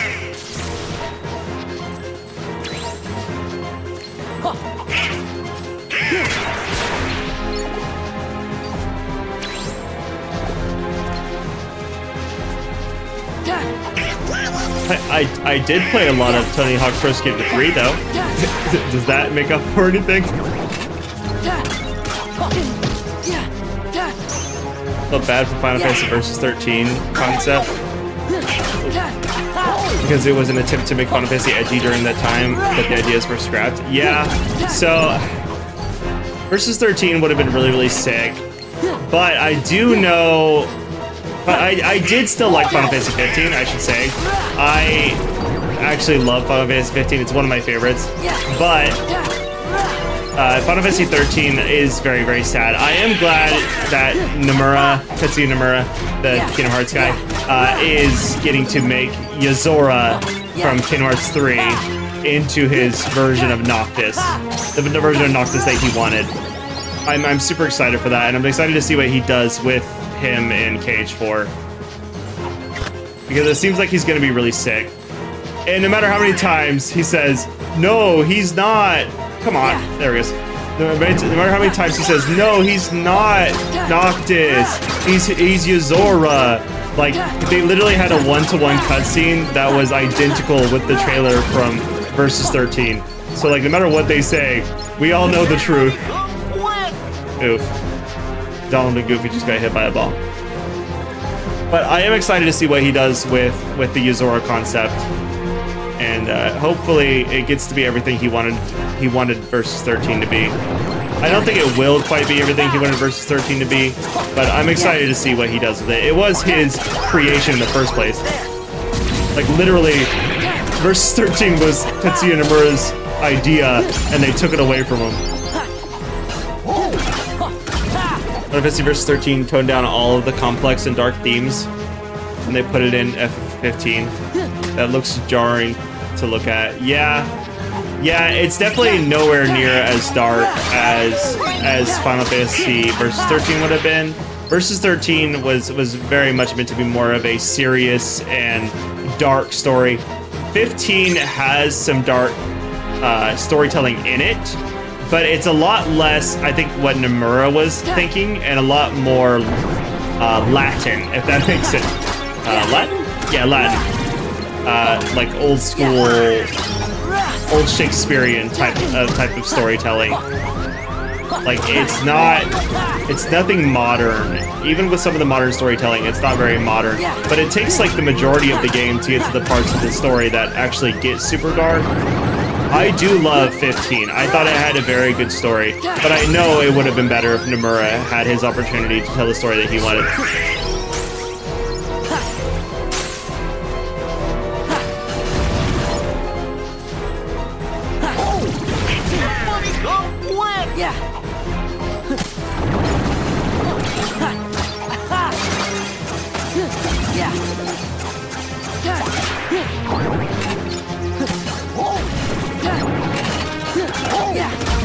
I'm actually thinking that at some point I probably will play through Final Fantasy 15 on stream, by the way, just because it's been a while since I played it. Last time I played it was like 2018, 2019, something like that, and I do want to play through it again. Legend of Spyro looks darker than Final Fantasy 15 and still put Latin music in those games as well. Oh no, definitely 100%. I have no doubt that Legend of Spyro probably is darker than Final Fantasy 15. Have you played Final Fantasy 15? I do enjoy it. I will say the first half of the game is not very dark. It doesn't start to hit its darker concepts until near the end of the storytelling. And Arden is really sick too. Arden is the villain. He's kind of lame when you first meet him, but once you learn more about his story and stuff, it gets really complex, and that's when things start getting all kinds of messed up. I will say, the only story that I was let down by was Gladiolus and Prompto. I love Prompto, he's a great character. Gladio is also a great character, but their stories were not that compelling. Whereas Ignis had an insanely good story, and Arden's DLC was insanely good as well. I think he's just infinitely spawned. I'm thinking I'm wasting my time by fighting these guys.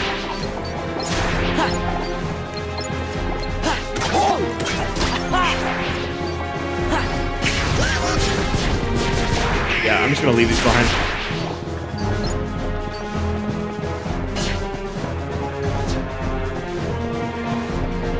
Well, I haven't platinum the FF15. I did beat the Adamant Toys back then. I would love to see you play it. I did platinum it. Like I said, I was addicted to it when it came out. I played it non-stop. I even used it's not a glitch, the exploit of putting a rubber band on a controller to make it drive in manual mode. Because if you drove in manual mode, you could stick a rubber band on it and make it drive in manual mode. And if you did, there was a certain skill you can unlock that would give you experience points as you drove around in manual mode. And so I did that where I would, because I played it when I was in college, so I would go to class and leave it driving in manual mode, and I would just get passive XP while I was in class. It was such a good time. I miss it, man. That's such a good game. In my opinion. It was such a good game in my opinion. I know not everyone liked it, and I understand. I 100% get why people didn't like it. Like, there's no what's the word I'm looking for? There's no argument from me. There's definitely fair criticisms about not enjoying the game. I personally liked it, mostly for the fact that I didn't really follow the information for... Sorry, it's hard to do things and talk at the same time. I didn't follow the information for Versus 13 and find out about it until after I played 15. So I didn't really know about Versus 13 until after. And that's one of the reasons I enjoyed it so much was I didn't go into it with the knowledge that everyone else knew already. Air combo boost. Star Seeker have air combo boost? Air combo plus. Air combo boost. We'll put this here. I think that'll be a good replacement on that. Let's place this with the high potion. Yeah, I played a little of FF15, but it was not the concept I wanted to play after playing the demo. That's fair. The demo was very different. The demo was very, very different. I did enjoy the demo. But it was very different from the actual game. And so I can understand that playing the demo would put you off on the actual game, because the demo does have you playing through as him as a child, and you hit with like some rubber hammers and things like that, so it's kind of crazy. But I did enjoy that concept as well. Like I said, I didn't know anything about Versus 13 when I played 15, so I missed out on a lot of that information, so I didn't know about any of it. What's up, Croson? How's it going, man? How you doing? It's good to see you. Welcome back. 5 AP, that's a lot. We'll just pull it off. Yeah, I didn't know about Versus 13, so, you know, I didn't have that opinion of it yet. And I just saw, I did watch the 15 anime and then the 15 movie, and then played all the DLCs. So I did a lot for 15. Oh, and the demo. Pretty good. That's good to hear. Croson, what have you been up to lately? Hyper healing could be good to have him goofy. Need more. Oh, I guess we'll wait.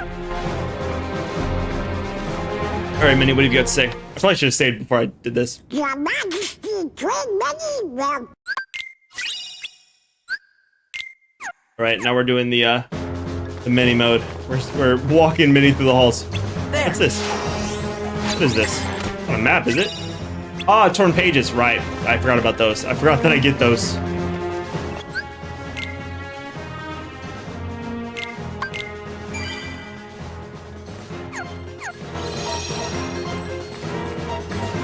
You said you were streaming on Mondays, Wednesdays, Fridays, Saturday. Am I right about that, Croson? If so, how did the stream go? Heard that Skylanders stopped the directors of Legend of Spyro to stop making more games after the 3rd game, which is disappointing. Continue to improve the comment further. Yeah, I wouldn't be surprised. I know Skylanders became their big bread and butter. It became their breadwinner, and that's all they cared about. To the point that Skylanders stopped even being about Spyro in the first place. Minnie, do something, Minnie, fight back, Minnie. Let's go. There we go. This way. Yeah. This way.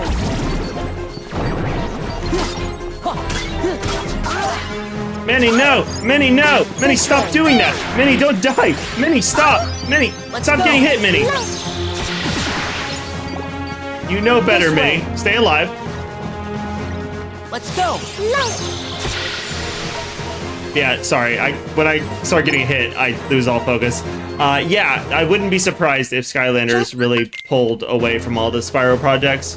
Oh, that is one of the things I am excited about is the, what is it, Toys for Bob? Them making the Spyro Reignited trilogy. That was really good. I would love if they had more opportunity to make more of those games, but I won't be surprised if they don't ever make another one. I think are they the ones making the SpongeBob games, or am I misremembering that? Let's go. Maybe Legend of Spyro wanted to be a rival to Kingdom Hearts, but it got overshadowed by the popularity of Kingdom Hearts 2. Yeah. KH, I wouldn't be surprised by that either. KH2, This way. if it did want to be a rival to Kingdom Hearts, it just had some heavy steps to fill. I could see it trying to be a rival to like Jack and Daxter and Ratchet and Clank and Sly Cooper. I feel like those are more in the same ball field, just because of the fact that Sly Cooper, Crash Bandicoot, Ratchet and Clank, those all seem to come out around the same time as like Spyro the Dragon was coming out, the original. So I wouldn't be Let's go. surprised if the Legend of Spyro the Dragon was competing with them in some sort of way. This way. But at the same time, I could still see Kingdom Hearts, because Let's Kingdom go. Hearts was just iconic, and KH2 blew This every way. other game out of the water. It was This just, way. it was so different. Let's go. It was built different. It's hard to keep up with KH2. This way. Let's go. It's like people who think This way. the hardest bosses are exclusively from FromSoft don't know ball. You know what I mean? Let's Like they don't know ball. They've never played the Kingdom Hearts games. They don't understand. way. Because like I've played FromSoft. Millennia is a difficult boss, Let's go. but I've also fought Yuzora, and I've fought Yuzora on like standard difficulty and had a hard time. So like I couldn't imagine critical mode Yuzora. This way. Let's go. This way. Let's go. Auto summon. I will never use that. Stop giving me accessory slots. I don't have enough things for all that. Legend of Spyro were competing with more action-oriented games like Ninja Gaiden than Crash Bandicoot and Sonic. Well, Crash Bandicoot, I think they had some games later on that were a little bit, maybe I'm misremembering Crash Bandicoot, but Sonic definitely, I mean, definitely not. Sonic definitely not. But I was thinking more like Sly Cooper and Ratchet and Clank. Because I feel like Ratchet and Clank was very much in that same alley, and then Sly Cooper was very much in that same alley. But then again, it's one of those things where they were all like competing, but they were also working together because it was what was selling the PlayStation console. That was always one of the weird things about like console war stuffs, is that like the consoles were at odds, but so were the games for some reason. And the games like all worked together to sell the console, so it didn't make any sense why they would be competing in the first place. But that's, you know, that's one of those things where it's just doesn't make sense. I guess it's marketing though. If you keep games competing, more people are going to keep talking about the games, and they're going to keep doing better and better and keep selling more. So I swapped over to my face cam. We are going to have to end stream now. I still have to work in the morning. Tomorrow is Friday for me. It is 10 p.m. A little bit past 10 p.m. now. So I have to work tomorrow. So this is where the stream ends.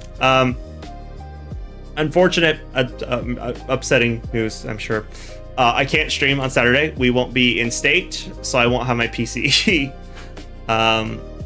But we will.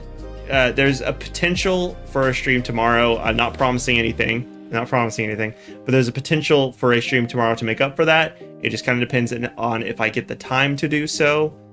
Mostly due to the fact that we have to leave pretty early on Saturday, so I may not get to stream on Friday. But we will see what happens. No promises. I will try to keep you updated. But you want to know the best way to know if I'm streaming or not? You want to know the best way? Subscribe and turn on those notifications. Look, I did the YouTuber thing. Thank you. I'm learning how to internet. But if you subscribe and turn on those notifications, it will notify you when I go live. Hopefully I get to stream tomorrow. No stream on Saturday, sorry to say. We'll be out of state. But on Tuesday, we will 100% be streaming again at 7 p.m. If I do stream tomorrow, it probably won't be Kingdom Hearts. It might be something else. We'll have to see when we get to that. Ratchet and Clank during PS3 wanted to improve the story to be more interesting, but it did not become dark. Yeah, I remember, was the character in green, the character who wore all green, he was a very interesting character. He wasn't very dark. He didn't have like a dark story. He was like more like comedic relief. And the robot guy, he was also very comedic of a villain. He reminded me more of like Dr. Doofenshmirtz than like an actual villain. But yeah, okay, so that's where we're gonna have to end tonight's stream. I appreciate you all for coming and watching. I'm sorry that this is as long as this can be. And again, I'm sorry that there's no stream Saturday, but we will be out of state on business. So I will be back on Tuesday, 100% confirmed, 7 p.m. CT. possible potential stream tomorrow night. Keep notifications turned on to know whether or not that happens. I can also make a post, probably, but I don't know how close that would be because I don't have the information on whether or not that is happening yet. So we will have to get to that when we get to that. But that is going to be it for tonight. So thank you all for coming and watching. And for anyone who is going to bed like I am, good night. For anyone waking up and starting your day fresh, good morning. And for everyone else in between, goodbye. I always appreciate you coming and tuning in. Thank you. I do very much appreciate you. I enjoy chatting with you guys, and I am grateful for you guys being here. And I hope to see you guys hopefully tomorrow, but if not, then definitely on Tuesday, 7 p.m. CT. So until then, see you next time. Peace.